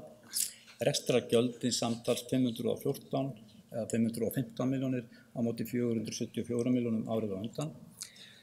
Það er mest hækkun á styrkjum og framlögum sem að námu á árinu 2015 285 milljónum á móti 256 milljónum árið á undan. Laun námu 114 milljónum á móti 100 milljónum árið á undan. Hækkun lífeyrisskuldbindingana 1,8 milljónum á móti 6,8 milljónum árið á undan. Fundir, ráðstefnur, auglýsingar og kynningar 37 milljónir á móti 28 milljónum árið á undan. Aðgerð þjónusta og rannsóknir 17 milljónir á móti 26 milljónum árið á undan. Kostnaður við tímarit og vefrit 5,3 á móti 5,2 milljónum árið á undan. Rekstrakostnaður fasteignar 11,7 milljónir á móti 14 milljónir árið á undan. Rekstur skrifstofu var 16 milljónir á móti 15 milljónum árið á undan og ýmis rekstrakostnaður 16 milljónir á móti 15,5 árið á undan. Nú afskriftir eru heldur hærri en árið á undan, eða 9 milljónir á móti 7 milljónir árið á undan, en það stafar af því að húsnæðið var í notkun allt árið 2015 má segja, en ekki á árinu 2014. Þannig að tekjur af frádregnum rekstrargjöldum án fjármagnsliða, rekstrarafkoman var neikvæð á árinu upp á 22 milljónir á móti 9,9 milljónum árið á undan. Hreinar fjármagnstekjur námu 10 milljónum árið á undan, en námu 12 milljónum árið á undan. Þannig að afkoma ársins var neikvæð upp á 11,9 milljónir í fyrra 2015, en jákvæð upp á 1,7 milljónir 2014. Víkjum þá yfir í efnahagsreikningin. Það eru í sjálfu sér ekki stóra breytingar á fasta fjármununum. Fasteignin þarna stærsti einstaki liðurinn og nemur bókfært verð hennar 338 milljónum. Bókfærður viðbótarkostnaður vegna stofnkostnaður á árinu 2015 nam 15 milljónum króna, þannig að það hækkar bókfært virði eignarinnar milli ára og svo koma afskriftir ársins til frádráttar. Þannig að varanlegir rekstrarfjármunir nema þarna 344 milljónum móti 337 milljónum árið á undan. Nú áhættu fjármunir og langtíma kröfur, það eru einkanlega bundnar innstæður í banka og síðan eigfarstofnframlög upp á 1.065.000. Það óbreytt milli ára. Það eru stofnframlög til dæmis í íslenskri geðspá og fleira. Þannig að þessar langtíma kröfur hækka úr 174 milljónum í 180 milljónum, lítið breyting þar. Fasta fjármunir samtals 524 milljónir á móti 512 milljónum árið á undan. Veltu fjármunir lækka nokkuð milli ára, fara á 221 milljón í 171 milljón. Þar handbært lækkar á milli ára, það stóð skuld í árslok 2014 meðal annars vegna framkvæmdana við Sigtún sem síðan var greidd á árinu. Það ein ástæða fyrir því að handbært fé lækka milli ára og aðra skammtíma kröfur þarna upp á 50 milljónir fyrst og fremst krafan á íslenska geðspá vegna desemberframlagana sem skiluðu sér síðan inn í kassan eftir áramótin. Þannig að eignir samtals 896 milljónir á móti 733 milljónum eða 4 milljónum árið á undan.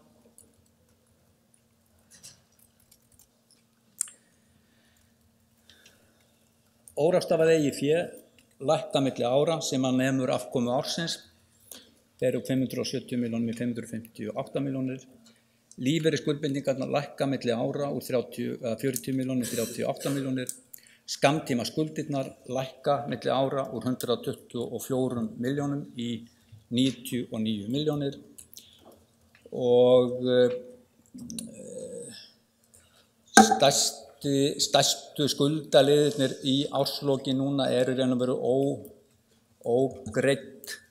ógreidd framlög og styrkir og síðan eru þarna aðra skammtíma skuldir, það eru ógreidd laun, áfallið orlof og annað slíkt. Þannig að heildar skammtíma skuldir eru 99 milljónir, skuldir samtals 138 milljónir og eigið fé og skuldir samtals 696 milljónir.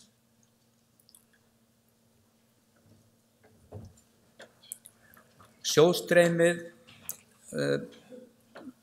afkoma ársins 11,9, veltufé frá rekstri 6,4, síðan breytingar á rekstratengdum eignum og skuldum 37 milljónir, handbært fé frá rekstri, eða raunverulega til rekstrar í þessu tilviki 43 milljónir og þið sjáu þarna stofnkostnaður fasteignar í fjárfestingarhreyfingunum 15,2 milljónir og bundnu innstæðurnar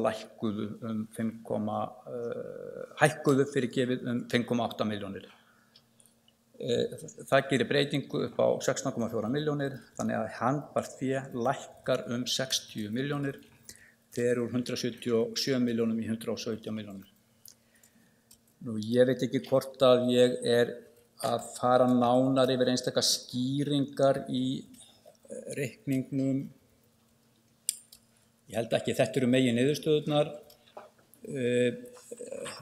Á blaðsíðu 10 eru nánari sundurliðanir á til dæmis öðrum rekstrar á hinum ýmsu kostnaðarliðum og aftast eru tilgrönd hvert framlög og styrkir fóru til einstakra aðila. Það er tíunda allir þeirra aðila sem fengu framlög og styrki á árinu og til samanburðar árið á undan. Þannig að ég held ég láti þessari bara yfirferð lokið en að sjálfsögðu reiðubúin að svara ef eftir þið verður leitað og ég veit að Lilja og Bergur verða líka til svara ef á þarf að halda. Takk fyrir.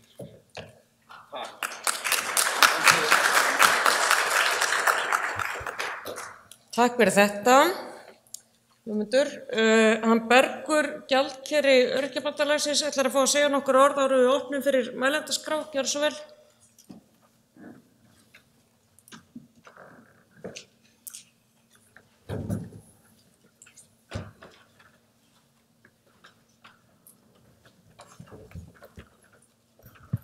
Fundarstjóra, kæri félagar.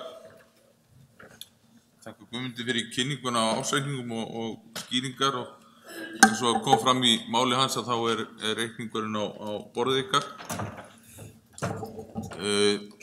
Það er óskastað að vera gjaldkeri Öryrkjabandalagsins. Tekjurnar aukast ár frá ári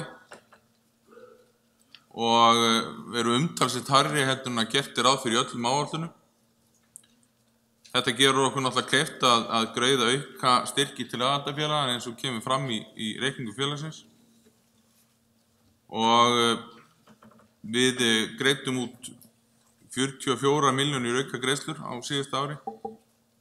Til viðbótar við þær 90 milljónir sem búið var að úthluta. Þannig fengu aðildarfélögin samtals 134 milljónir á árinu 2015. Samanborið við 120 síðast. Framlag til Brynju húsjóðs hækkaði einnig milli ára, en í fyrra var það 129 milljónir með aukagreiðslu og hækkun 14 milljónir milli ára.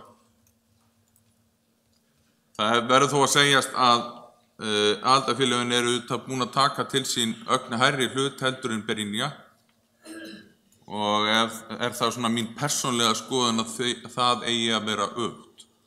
Það er að segja, Brynja eigi alltaf að fá og það sé ekki nema 1 krónu meira heldur en aðildarfélögin. En ekki frekari orðum það. Við greiddum einnig Hringsjá, Örtækni, Tölumiðstöðin og Fjölmennt. Þau fengu sérstaklega styrki. Og eins og kemur fram að þá staða á varasjóði bandalagsins allverulega góð, 166 milljónir. Við eigum þó eftir ákveðnar arfgreiðslu frá því að við keyptum húsnæðið, arfurinn frá Ólafi Gísla Björnssyni, og við erum með alla fjármuni í mjög öruggri fjárstýringu sem svona gott orði yfir að hafa hlutinni á verðtryggðri bankabók. En ég ætla ekki að orðlengja þetta frekar minnast þó að tekjurnar koma frá Íslenskri getspá, Öryrkjabandalag á 40% í því á móti Íþrótta- og Ólympíusambandi Íslands og Ungmennafélagi Íslands. Þess verður þó að geta að fjárstreymi bandalagsins eru auðvitað tryggt til nokkra framtíðar eða til ársins 2034 með því að Alþingi samþykkti frumvarp 18. desember sem síðastliðinn sem framlengdi starfsleyfi íslenskrar getspár til þess tíma. 48 sögðu já, 1 fúll var á móti.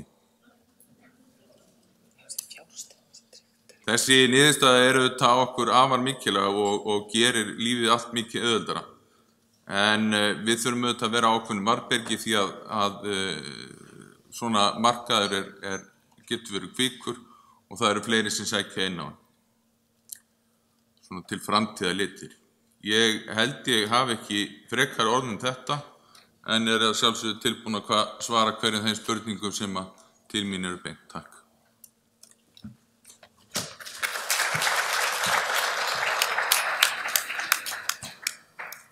Þá opnaði fyrir mælendaskrá reikninga. Einhver sem kveða sér ljós, gjör svo vel.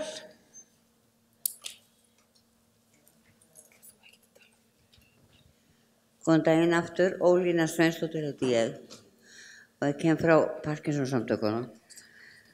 Ég var með spurningu hérna, það var, ég er búin að týna því, hérna er þetta. Hækkun lífeyrisskuldbindinga. Hvað er áttu við með því? Takk fyrir spurninguna. Ætlum við söfnum ekki saman spurningum og Bergur getur svo brugðist við eftir það. Sveinn Rúnar, sýnist mér. Sveinn Rúnar Hauksson frá Geðhjálp. Bara ein lítil spurning. Hvernig stendur á því að eignir samtakanna rýrna nærri 40 milljónir þrátt fyrir þennan góða rekstur og afkomu? Fleiri?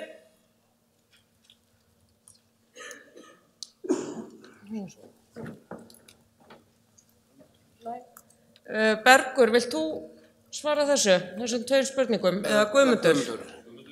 Já.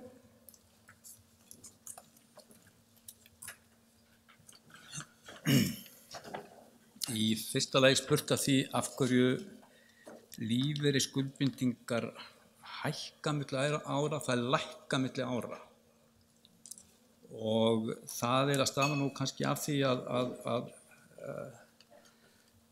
einn einstaklingur sem átti réttindi, hann fjall frá og við það raunverulega lækkaði skuldbinding bandalagsins varðandi það atriði. Síðan var spurningin varðan, af hverju rýrna eignirnar.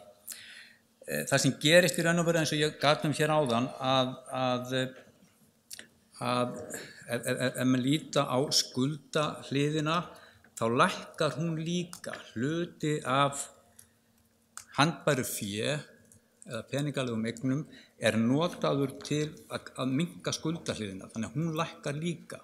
Eigið fé sem mismunurinn á milli heildareignana og heildarskuldana, hún eigið fé lækkar bara neikvæða afkomu ársins. Og eins og gjaldkeri kom að hér áðan, þá ræðst afkoma náttúrulega fyrst og síðast að því hvað í raun og veru ráðstafa miklu af tekjum til aðildarfélagana. Þannig að ef ákvörðun hefði verið tekinu það að ráðstafa ekki svona miklu til aðildarfélagana, þá hefði þetta afkoma verið betri og þá hefði verið meirinn á bankabókunum og svo framvegis. En þetta kemur kannski einna skýrast fram í sjóðstreyminu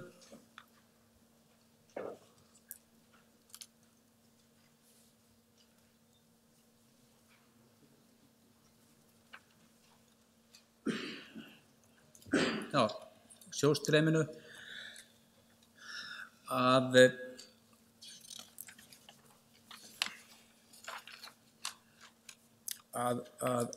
efst kemur fram hver afkoma ársins síðan koma þarna liðir sem eru reiknaðir, það eins og afskriftir og breyting á lífeyrisskuldbindingu og slíkt, þannig að veltufé til rekstrar upp á 6,4 milljónir og síðan hækka útistandandi kröfur 14 milljónir en skammtíma skuldirnar lækka 22 milljónir.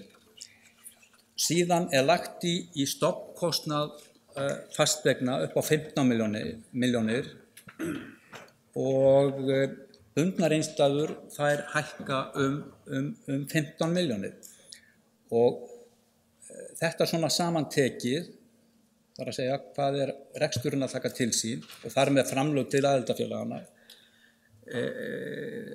fjárfestingar í stofnkostnaði og slíku, að þetta veldur því að handbærfé lækkar 60 milljónir og var í ársbyrjun 177 milljónir en endar í 117 milljónum. Ég veit ekki hvort að þetta svarar spurningunni sem að Sveinn bar upp hérna en svona, þetta svona tilraun til að gera þetta á einhvers konar mannamáli en þetta rekur sig allt með mjög eðlilegum hætti í sjálfu sér. Takk. Takk fyrir þetta. Það ein spurning hér í viðbót, gjörðu svo vel, hérna á fremsta borði.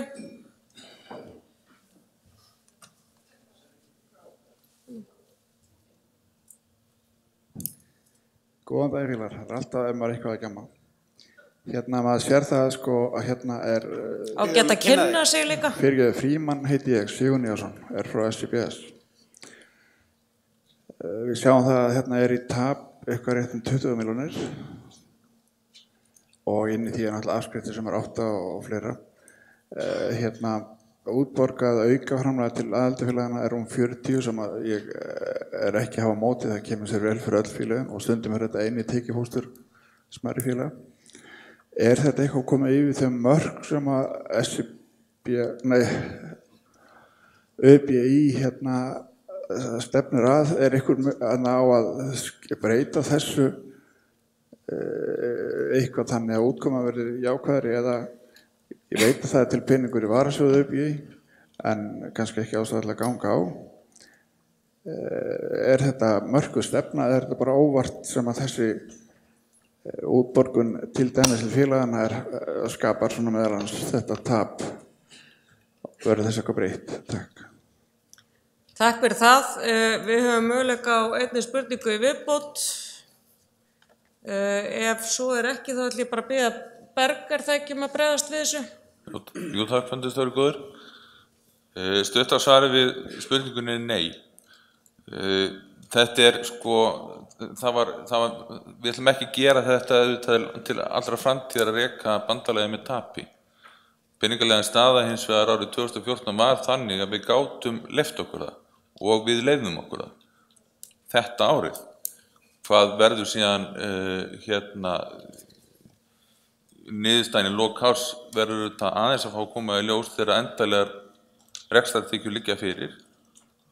En ég held að við séum með fjármuni í bandalagsins á nokkuð góðu jafnvægi, en þetta var bara meðvituð ákvörðun að gera þetta svona þetta árið, að keyra aðeins umfram, bara einfaldlega að við höfðum efnaði.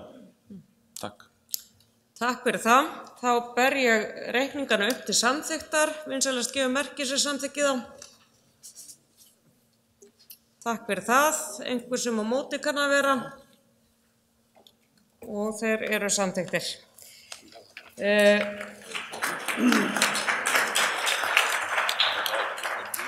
Nú sláum við aðeins í klárinn. Það eru málefnahóparnir sem ætla að kynna skýrslur sínar fastra málefnahópa.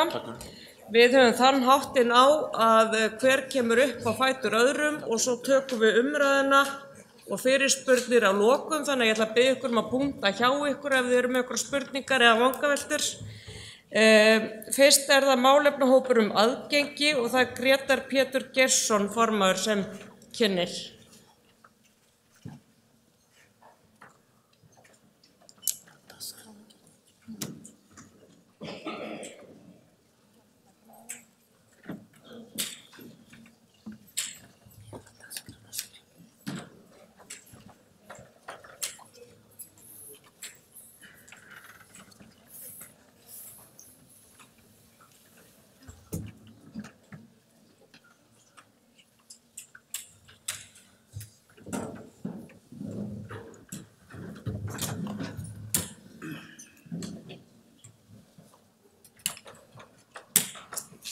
Við það sæti. Viltu sitja hér og nota þennan bara? Eða hvað? Bara, gjörðu svo vel. Viltu... Já, takk fyrir það. Takk fyrir.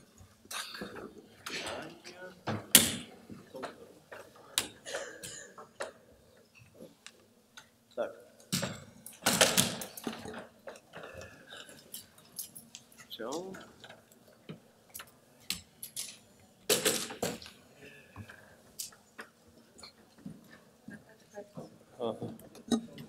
Ok, fundarstjórar, ágætu fulltrúar. Eins og kom fram áðan þá heiti ég Grétar Pétur og formaður málefnahóps aðgengi. Og þar ég ætla að lesa þá sem eru með mér í þessum hópi.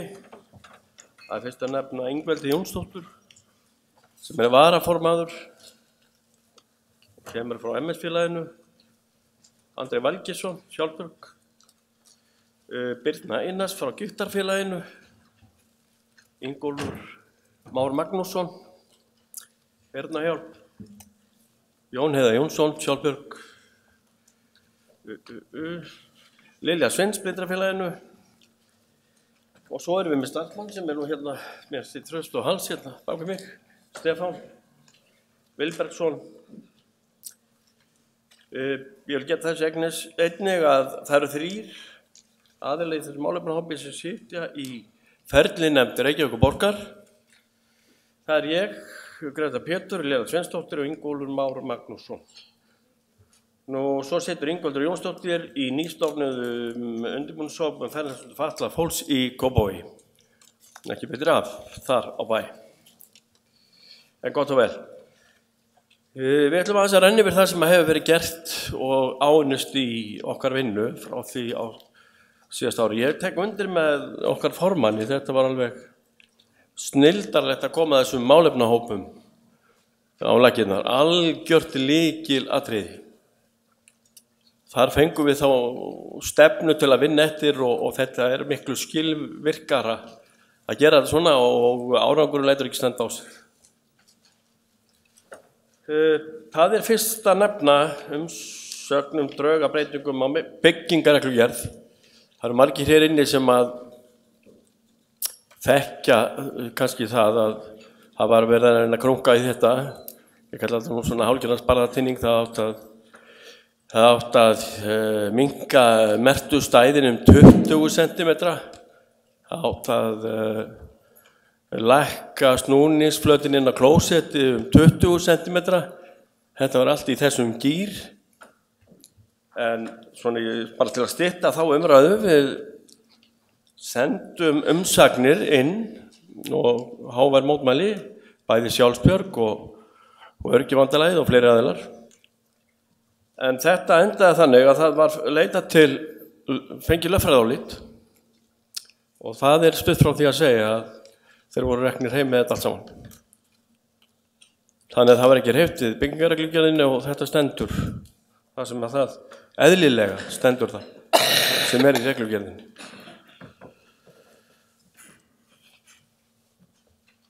Nú, hvað varðar hönnun og útisvæða.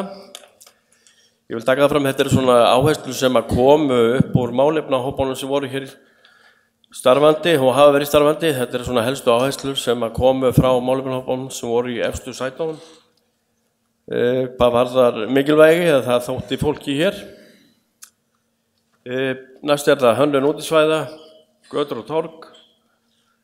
eins og við vitum líka sem erum svona hreyfihömluð og eigum erfitt vik að þá eru götur og torg oft hönnuð án mikils tillits til þarfa fatlaðs fólks. Við leitum það ráð að leita til Háskólans í Reykjavík í desember, ekki desember 2016, heldur 15, og fengum nemenda í lið með okkur til að fara í gegnum þessa hluti og hún er að gera ritgerð, ekki farið rétt með, Stefán? Lokaverkefni fyrir þig, heitir það á víst.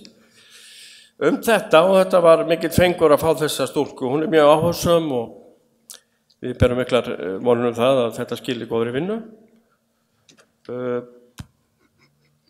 Svo fór Agnes svo bara með kynningu á fund mannvirkjastofnunar með byggingafulltrúum í nóvember síðastliðnum. Þá komum við aftur á áherslum stefnuþingsins. Málefnahópurinn lagði fram 10 málefnaverkefni sem kynntar voru á stefnuþingi í apríl 2016. Starfsáætlun hópsins hefur tekið mið af áherslum stefnuþingsins og vann til að mynda upp úr þeim spurningar sem senda voru stjórnmálaflokkunum í september, auk þess sem einn þeirra var borin upp í Gallup-könnun og lögð fyrir frambjóðendur á málþingi Öryrkjabandalagsins nýverið. Svo það umsagnir, álit og ráðgjöf. Setnir voru fundir fyrirhugaðar breytingar á þjónustulýsingu fernustu fatlaðra á höfuðborgarsvæðinu. Það sem veiga mesta breytingin myndi vera að opnunartími þjónustuvers yrði minnkaður verulega. Þannig það verður svona hefta aðgengið að þjónustunni. ÖBÍ sendi umsókn og var þessu mótmælt harðlega og kynnt önnur lausn sem fallist frá fyrirgefið. Málefnahópurinn hefur fundað með arkitektum fyrirhugaðar breytingar á gamla bíói. Það er kannski gaman að segja frá því, þetta er einkaaðili sem á þennan stað og honum er mikið í mun að fatlað fólk geti komið þar og notið þess sem að þar fyrir fram. Og það er því bara að fagna. Fundað var með stjórnendum Hörpu sameiginlegar viðmiðunarreglur hverjir fá ókeypis aðgang að viðburðum í menningarhúsinu og tillögur Öryrkjabandalagsins kynntar. Málið er enn á bið. Fundað var með formanni umhverfis- og skipulagsráðs Reykjavíkur aðgengi að svokölluðu sumargötum. Ég er nú einn af þeim sem finnur svolítið fyrir því að við erum ekkert að hlaupa neitt sérstaklega niður Laugaveginn og hann er lokaður, stóran hluta sumars. 30 sekúndur eftir segir hún, stelpan, ég er alveg að búin. En allavega þá hendur þetta ekki öllum, þetta mér ágætlega, ég er hérna rafskutli, hér allar trissur og það er í besta máli en það eru margir sem er ekki á rafskutlum og hafa ekki aðgang að Laugaveginn eins og við hinn. Sent hefur erindi Sjúkratrygginga Íslands vegna þess að í samningi við 2 sjúkrahús á Akureyri var ekki sett skilyrði að þau skyldu vera aðgengileg fötluðu fólki. Þess var krafist að samningunum yrði rift. Erindinu hefur ekki verið svarað. Erindi hefur verið sent til umhverfisráðuneytisins og meðhöndlun stendur hérna úrgangs. Ok.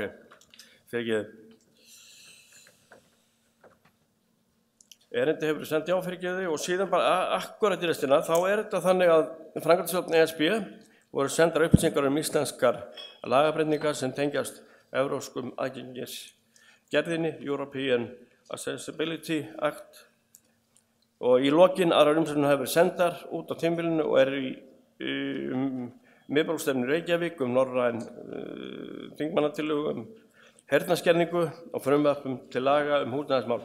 Að lokum vil ég þakka nefndinni fyrir mjög vel unnin störf og sérstaklega manninu sem stendur hérna fyrir aftan mig, Stefáni. Ég vil bara segja það án hans hefði þetta svona ekki litið svona vel út. Takk.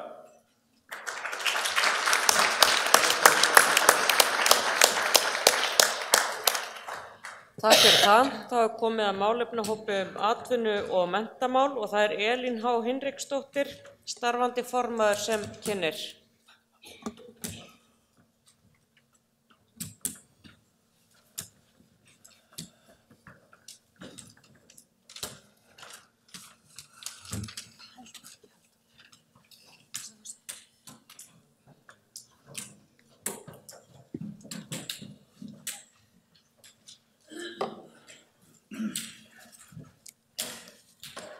Jæja, fundarstjóri og aðri fundamenn.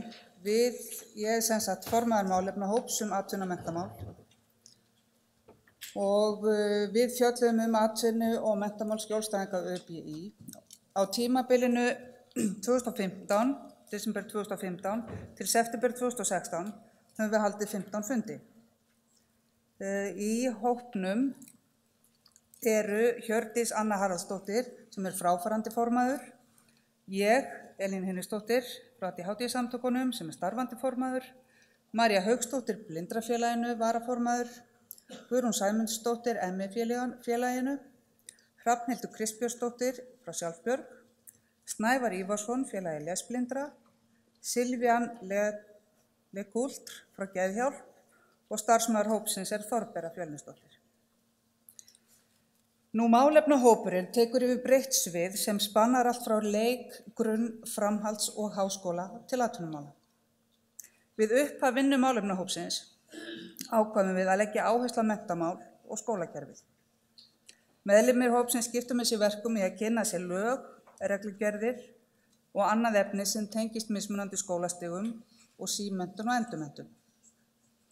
Markmið hópsins var að kortleggja stöðu menntunar með tilliti til nemenda með sérþarfir, safna upplýsingum og búa til gagnabanka, skoða hvernig kerfið vinnur og leggja fram sérstakar tillögur úrbætur. Staðreyndin nefnilega sú að langvarandi niðurskurður í skólakerfinu kemur harðast niður á einstaklingum með sérþarfir og ljóst að verulega breytingar þurfa að eiga sér stað. Í ljósi þeirra ákvörðun borgaryfirvalda skólar flyttu halla á rekstri ársins 2015 yfir árið 2016 og áhrif þess á sérkennslu og þjónustu til einstaklinga með sérþarfa í borginni, í skólum borgarinnar, þá fengum við Skúla Helgason, formann skóla- og frístundaráðs Reykjavíkurborgar á fund hópsins, þar sem málin voru rædd og honum afhent minnisblað vegna málsins. Einnig fengum við Sabínu Lepskov frá Mannréttindaráði Reykjavíkurborgar til að ræða sama mál. Á fundinum var lýst yfir áhyggjum vegna ákvörðunar borgaryfirvalda á þjónustu við nemendur með sérþarfir. Og svo ég skýri ykkur aðeins frá hvaða athugasemdir við gerðum. Þá var það í fyrsta lagi réttur nemenda með sérþarfir verði tryggður í lögum. Við vísuðum í 23. grein Barnasáttmála Sameinuðu þjóðanna sem íslensk stjórnvöld hafa lögfest og viðurkenna aðildarríkin að andlega og líkamlega fatlað barn skuli njóta til fulls sómasamlegs lífs við aðstæður sem tryggja virðingu þess og stuðla að sjálfsbjörg þess og virkri þátttöku í samfélaginu. Og við tölum sérstaklega menntun í þessu samhengi. Einnig vísuðum við í grunnskólalög sem kveða að allir nemendur grunnskóla hafi rétt á kennslu við sitt hæfi í hvetjandi námsumhverfi í viðeigandi húsnæði sem tekur mið af þörfum þeirra og almennri vellíðan. Í grunnskólalögum einnig sérstakt ákvæði sem kveður á að nemendur eigi rétt á að koma sér til móts við námsþarfir þeirra í almennum grunnskóla án aðgreiningar, án tillit til líkamslegs og andlegs atgerfis. Í öðru lagi þá vísuðum við í ábyrgð sveitarfélaga á að tryggja að sérfræðiþjónusta væri veitt í leik- og grunnskólum. Í þriðja lagi fórum við samning Sameinuðu þjóðanna réttindi fatlaðs fólks.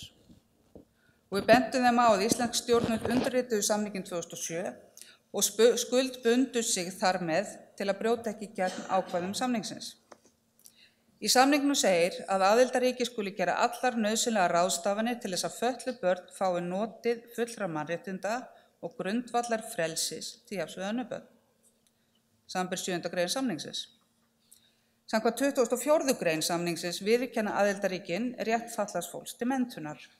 Þau skulu koma menntakerfi á öllum skólastigum án aðgreiningar og ævinámi í því skyni að þessi réttur megi verða veruleika án mismununar, þannig allir hafi jöfn tækifæri. Í fjórða lagi tókum við fyrir stefnu skólan aðgreiningar. Við bentum á að grunnskólar hefðu mjög breiðan nemendahóp og þar á meðal nemendur með margvíslegar og ólíkar fatlanir, raskanir og sérþarfir. Farið var inn á þann mikla niðurskurð sem orðið hefur í rekstri skóla í kjölfar hrunsins og þar af leiðandi var skólanum gert mjög erfitt fyrir að uppfylla lögbundnar skyldur sínar og ekki síst gagnvart nemendum með sérþarfir. Eins og þið hafið orðið vör við í blaðagreinum og umfjöllun var hagræðingarskrafa skóla og frístundarás, hún hljómaði upp á 670 milljónir á árinu 2016. Þar af leiðandi er mikil hætta á niðurskurði við nemendur með mestu þjónustuþörfina. Mikil hætta á að það skerði enn frekar þjónustu þeirra. Framlag til sérkennslu og stoðþjónustu hefur ekki fylgt hækkun kostnaðar og launa ásamt því að reglur úthlutun taka ekki mið af nýjum grunnskólalögum og reglugerðum. Í 5. lagi tókum við gildi menntunar fyrir nemendur með sérþarfir. Okkur fannst full ástæða til þess að skerpa á því. Við ítrykum að tækifæri til menntunar til jafns við aðra væri gríðarlega mikilvægt fyrir nemendur með sérþarfir. Því menntun, eins og við vitum, stuðlar að virkni og samfélagsþátttöku. Menntun er því mikilvægur liður stuðla að samfélagslegu réttlæti og bættum lífsgæðum og kjörum óháð líkamlegu og andlegu atgerðum. Stefnuþingið, við tókum þátt í stefnuþingi upp í apríl síðastliðnum og það var mikil ánægja með þátttöku og hvað málefnum var vel tekið. Við lögðum fram hugmyndir að 10 málefnum til að leggja áherslu á og í framhaldi af stefnuþingi þá var niðurstaðan svo að það verði lögð áherslu á 3 málefni, að auka atvinnutækifæri fólks með skerta starfsgetu með innleiðingu hvatningakerfis, nýsköpun og auka menntunarframboð fyrir eldri nemendur.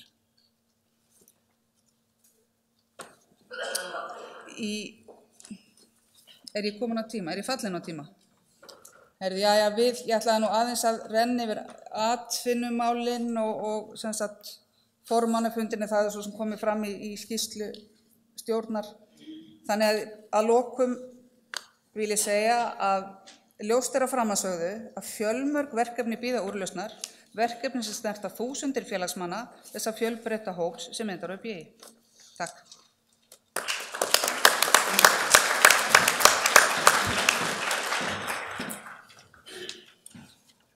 Takk fyrir það. Þá er komið að formanni málefna hóps heilbrigðismál. Guðbjörg Kristín Eiríksdóttir, gjörðu svo vel. Þetta með glærur á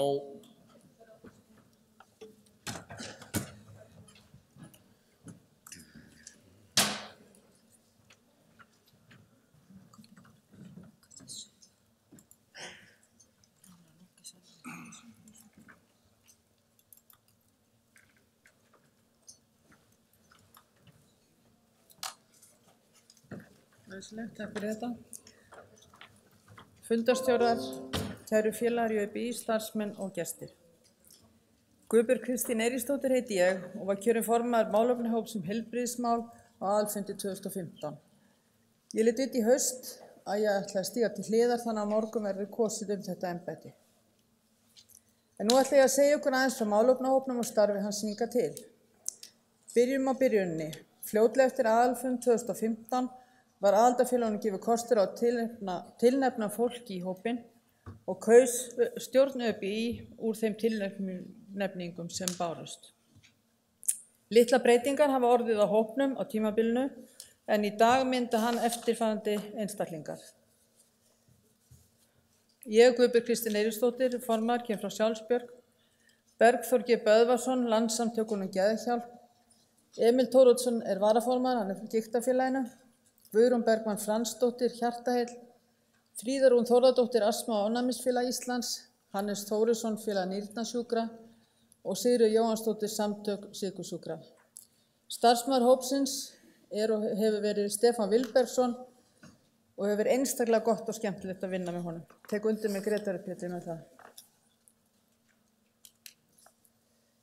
Fundir hópsins. Haldnir hafa verið 13 fundir en þess á milli er auðvitað unnið í gegnum póti og samskiptakerfi og tölvupósta. Aðrir fundir, fulltrúar hópsins hafa til dæmis verið kallaðir á fund velferðarnefndar Alþingis til að fylgja eftir umsögnum, Svo hefur Guðbjörg Kristín mætt fyrir hönd hópsins á upplýsingafundi byggingu nýs Landspítala og á ýmsa aðra fundi viðburði.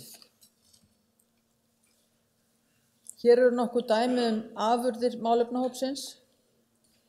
Umsagnir voru settar saman við drög að frumvarpi til lyfjalaga, við tillögu til þingsályktunar sólarhringsmeðferð í öndunarvél og heimilisjúklinga, við frumvarp til laga breytingu á lögum málefni aldraðra réttur til sambúðar á stofnunum, við frumvarp til laga breytingu á lögum sjúkratryggingar, við þingsályktunartillögu lyfjastefnu til ársins 2020 og tilraunaverkefni Strætó BS varðandi gæludýr í strætisvögnum, bara svo nokkuð dæmi séu nefnd. Ein afurð hópsins og stærsta afurðin þó málþingi greiðsluþátttöku í heilbrigðisþjónustu sem haldið var 26. apríl. Til undirbúnings málþingsins var lögð töluverð vinna í að uppfæra samnefnda skýrslu, þar að segja greiðsluþátttöku í heilbrigðisþjónustu, samnefnda skýrslu frá 2014 í samvinnu við höfund hennar Gunnar Alexander Ólafsson. Frummælendur á málþinginu sem heppnaðist mjög vel voru sú sem hér stendur kynnti áherslur ÖBÍ, Margrét Björk Svavarsdóttir sérfræðingur frá velferðarráðuneyti flutti erindi lyfjalög sem nú hafa verið samþykkt á Alþingi greiðsluþátttöku sjúklinga og Gunnar Alexander Ólafsson heilsuhagfræðingur sem hafði samið upprunalegu skýrsluna. Í pallborðsumræðum tóku auk þess þátt Ellen Kalman formaður ÖBÍ og María Óskarsdóttir í kjarahópi ÖBÍ. Til upplýsinga áherslur hópsins þá rifja ég hér upp niðurstöðum málstefnu þingsins frá vordögum áherslur í málefnahópunum. Hérna atkvæðin líka tekin með. Heilsugæslan fékk 57 atkvæði, hjálpartæki og þjálfun 56 atkvæði og greiðsluþátttaka 50 atkvæði. Unnið áfram með þessi atriði ásamt fleirum. Varðandi heilsugæsluna þá til dæmis ráðgert að funda með formanni félags heimilislækna. Hvað liðin hjálpartæki og þjálfun varðar í bígerð að leggja fram beiðni að velferðarráðuneyti geri úttekt á hjálpartækjamarkaðnum varðandi framboð og þjónustu til dæmis. Og varðandi greiðsluþátttökuna var í vor haldið málþingi sem ég var að segja frá, en því máli auðvitað ekki lokið. Lög greiðsluþátttökuna munu taka gildi þann 1. febrúar 2017 og við þess fullviss að málþingið og svo athygli sem það fékk hafi hjálpað til við að lækka það greiðsluþak sem lögin gerðu upprunalega ráð fyrir. Í aðdraganda kosninga til Alþingis. Nokkrir fundir voru haldnir til að undirbúa fund með frambjóðendum þann 8. október, fyrst með öllum formönnum málefnahópanna og síðan einnig með fulltrúum í öllum hópunum. Afurð, grunnur að spurningum til að leggja fyrir frambjóðendur sem var lagður fyrir frambjóðendur á fundinum. Einnig hefur verið í undirbúningi ályktanir sem verður lagðar fyrir aðalfundin á morgun og auðvitað hér einungis stikla á stóru, margt annað hefur verið gert í málefnahópnum. Að lokum vil ég svo aðeins koma inn á tvennt sem á döfinni hjá hópnum. Mikilvægt mál eru auðvitað ný lög kostnað í heilbrigðisþjónustu, greiðsluþátttöku. Eins og ég kom inn á áðan héldum við málþing áður en lögin voru samþykkt á Alþingi. Þau að taka, eins og ég sagði, gildið þann 1. febrúar 2017 og í aðdraganda þess eru 2 fundir ráðgerðir. Þann 15. nóvember með forsvarsmönnum aðildarfélaganna og sérfræðingur ráðuneytisins og SÍ, Sjúkratrygging Íslands, til að fá upplýsingar stöðu mála og möguleika til að hafa áhrif á gerð reglugerða við lögin. Og síðan þann 17. janúar 2017 verður almennu fræðslufundur fyrir notendur kerfisins. Að lokum vil ég nefna að það hefur verið einstaklega gaman að vinna með þessu góða fólki og óska ég þeim alls góðs á síðari hluta starfstímabil hópsins. Takk fyrir mig.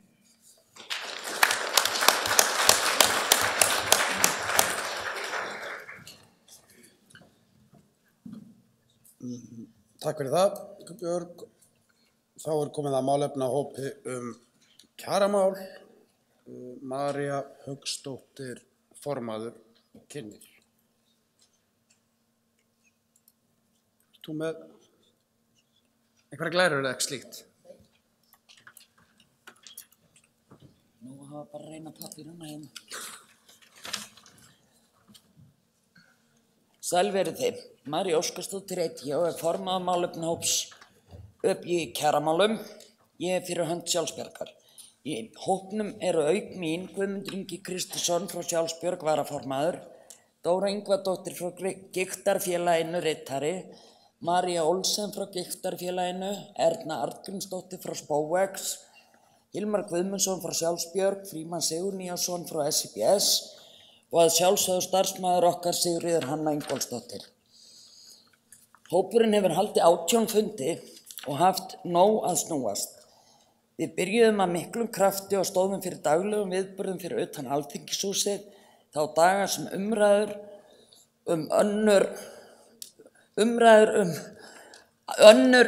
um fjárlög, ef ég kenni rétt út mér, 2016. Áherslan var lögð á kröfum afturvirkar hækkun lífeyris og kynna kjör og stöðu lífeyrisþega. Með viðburðum tókst að ná athygli fjölmiðla og alþingismanna og var mikil umræða málið. Á öðrum fundi kjarahóps var gerð starfsáætlun sem unnið hefur verið eftir. Hér á eftir kem ég inn á helstu verkefni hópsins. 2. apríl síðastliðinn stóðum við fyrir opnu húsi eða fundi í Ráðhúsi Reykjavíkur undir yfirskriftinni Kjör og ímynd öryrkja. Fundurum var vel sóttur og á fundinu kynnti Eiríkur Smith doktorsnemi í fötlunarfræði gagnrýni sem hann hefur tekið saman áætlun ríkisendurskoðunar á umfangi bótasvika í almannatryggingum. Auk þess voru meðlimir kjarahóps með erindi kjaragliðnun, húsnæðis- og lífeyrissjóðsmál. Kjarahópurinn stóð fyrir því að BUFM ÖBÍ tengt slagorðið 1. maí 2016 var dreift á 9 stöðum á landsbyggðinni og tók virkan þátt í undirbúningi 1. maí-göngunnar og hugmyndavinnu fyrir gönguna. Við fengum birta grein í Morgunblaðinu 30. apríl undir yfirskriftinni Fæði, klæði og húsnæði fyrir alla. Auk þess hafa borist nokkra greinar meðlema hópsins í hinum ýmsum fjölmiðlum. Fyrir stefnuþing síðastliðið vor útbjó hópurinn 10 tillögur í kjaramálum. Unnið sérstaklega þeim málum sem fengu flesta atkvæði á stefnuþingi en munum fara betur yfir þau atriði hér og eftir undir 5. dagskrárlið aðalfundar.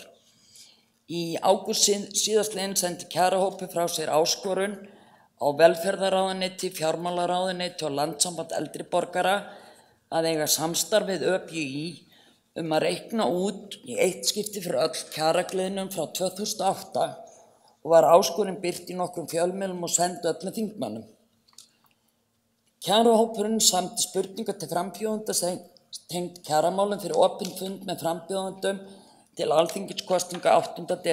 október síðastliðinn. Það er alltaf desember. Kjarahópurinn hefur kynnt sér nokkuð frumvörp á tímabilinu, svo sem frumvarp breytingar almannatrygginga og frumvarp húsnæðismál, komið með ábendingar fyrir umsagnir. Ætlun var að halda málþing 5. nóvember næstkomandi, en vegna alþingiskosninga í lok október ákveða fresta málþingi til næsta árs. Helstu stefnumál hópsins fyrir komandi alþingiskosningar eru hækkun örorkulífeyris, almannatrygginga, örorkulífeyrisþega verði ekki með lægri tekjur en 390.000 krónur á mánuði í janúar 2017. Dregið verði úr tekjuskerðingum, forgangsraðað að taka út krónu á móti krónuskerðingu og persónuafsláttur verði hækkaður verulega, tekjur undir 310.000 krónum á mánuði verði ekki skattlagðar. Takk fyrir.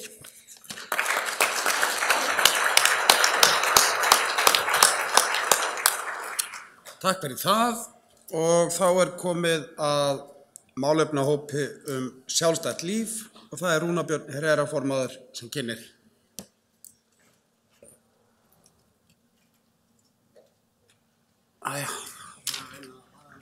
Kann ich da komma?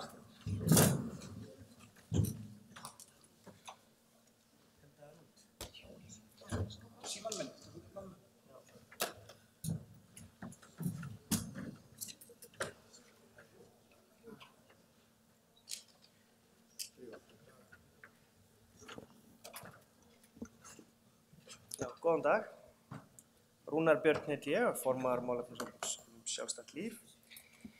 Í hópnum eru Hrefna Haraldsdóttir, Inga Björn Bjarnadóttir, Snædís Rán Hjartardóttir, Védís Drafnardóttir, Þuríður Harpa Sigurðardóttir og Ægir Lúðvíksson.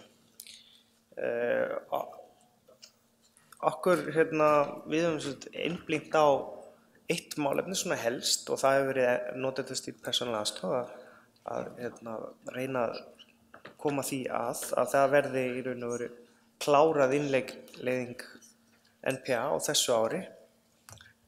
Ég er orðinn pínu bjartsýnn að það náist en höfum að sjá til. Við höfum fundað 13 sinnum, fundum oftar á fyrri hluta ársins en í haust og sumar. Okkur gengið svolítið illa að koma saman hópnum undanfarið og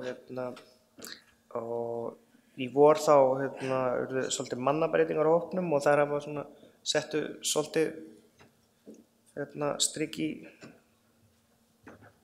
reikningin. En annars höfum við náttúrulega gert ýmislegt í samstarfi við hina hópana sem er nú þegar búið að taka fram og ég ætla ekki að vera að endurtaka það þannig að.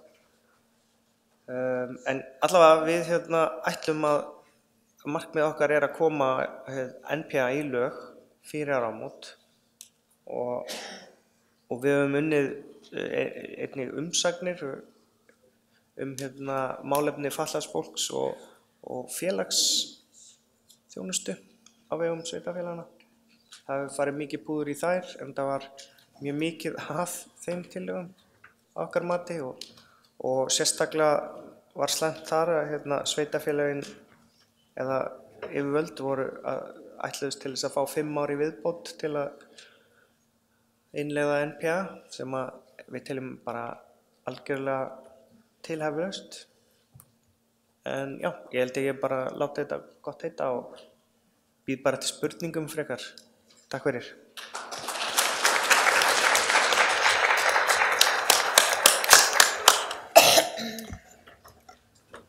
Takk fyrir það. Nú hafa málefnahópar allir lokið sinni skýrslu og þá er spurning hvort að við, hvað segir þú Kolbeinn, eigum við að gera hlé núna eða eigum við að taka umræður Já. Bjóðum við upp á umræður skýrslur málefnahópana. Orðið er laust. Gjörðu svo vel.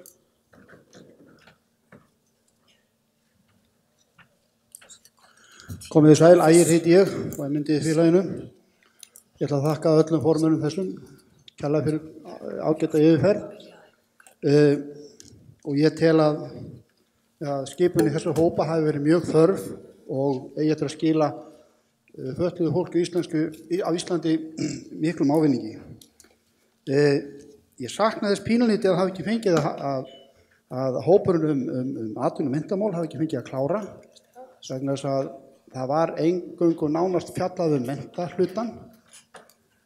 Ég hef gagnrýnt það áður, mér fannst vera svolítið mikil áhersla að þetta er full þörf á því að vera með menntun og menntunarmál fyrir fatlað fólk, en það er ekki síður þörf á því að vera með vinnu varðandi atvinnumál fyrir fatlað fólk. Og sér í lagi í ljósi þess sem að Ellin sagði okkur hérna áðan að velferðarráðherra væri að tala það að við varum á móti atvinnuþátttöku fatlaðs fólks. Þess vegna hef ég alveg viljað fá að sjá þennan hluta. Hann er ekki í skýrslunni, þessi hluti, og mér finnst að því að við erum hérna á aðalfundinum, sem er málefnafundur okkar, þannig að hann byrjaði að minnstakosti korter og seint út af einhverjum ástæðum, þá hefði ég alveg gjarnan viljað fá að sjá þennan punkt frá þessum hópi. Af því að ég segi það, við viljum taka þátt í lífinu. Við gerum það með menntun, við gerum það með atvinnu. Takk fyrir. Takk fyrir það. Fleiri sem vilja tjá sig. Gjörðu svo vel.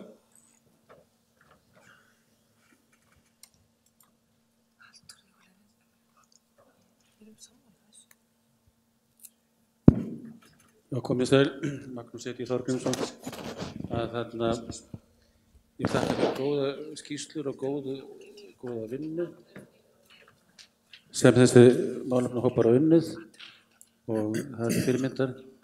Ég er svona að sakna ýmislegt, það er til dæmis eitt sem að ekki er minnst á, það er hópur öryrkja sem að hefur búið hlut af ævinni erlendis og lendir í skerðingu á tryggingabótum ef það er búið einhver ár erlendis.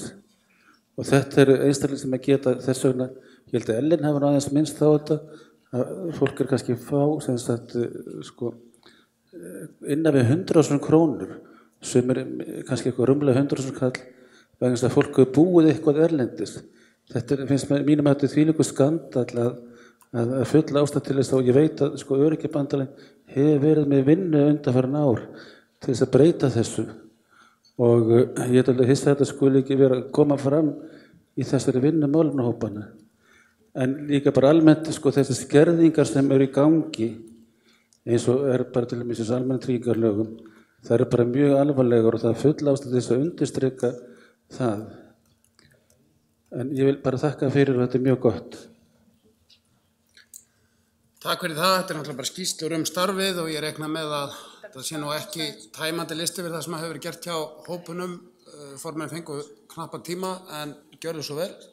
Ég heiti Elín og er formaður málefnahóps atvinnu- og menntamál og ég vildi bara skýra frá því að ég náði ekki að koma inn á það áðan að við héldum málþing 8. september einmitt atvinnumál sem hét vannýttur mannauður.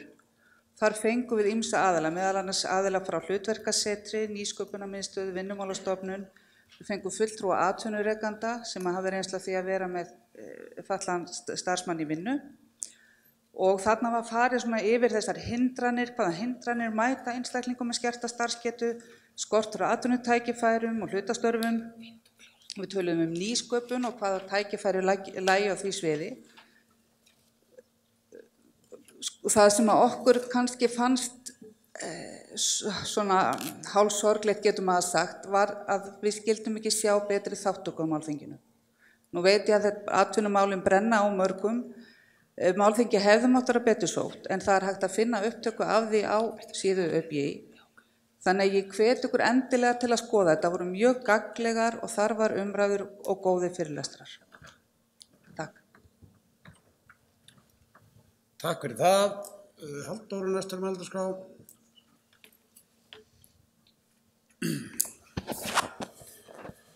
Já, komið þið sæl. Svona almennt málefnahópana, þá vil ég leggja áherslu á það að nú erum við að keyra nýtt skipulag og þetta er fyrsta starfsárið og ég verð nú að segja það að mér finnst árangurinn vera býsna góður. Auðvitað þurfum við að sníða vankanta að þessu en það er margt jákvætt sem hefur komið fram eins og við erum með mun svona fleiri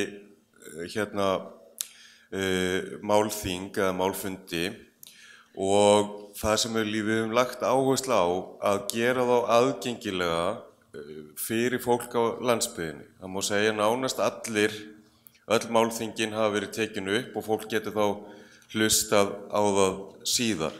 Það sem Magnús talaði áðan, þetta er alveg réttvarandi skertan búsetu skerðingarnar að það er fólk til á Íslandi sem hefur búið erlendi sem er að fá minna heldur en þegar að tala um lágmarksbætur sem er skömm og við bentum á það sérstaklega í skýrslu okkar eða þegar nefndin kláraði störf og eins þegar að frumvarpið kom fram að þá er það í öllum umsóknum okkar að þetta er ólíðandi og þetta var eiginlega verkefni sem nefndin eiginlega bara kastaði frá sér.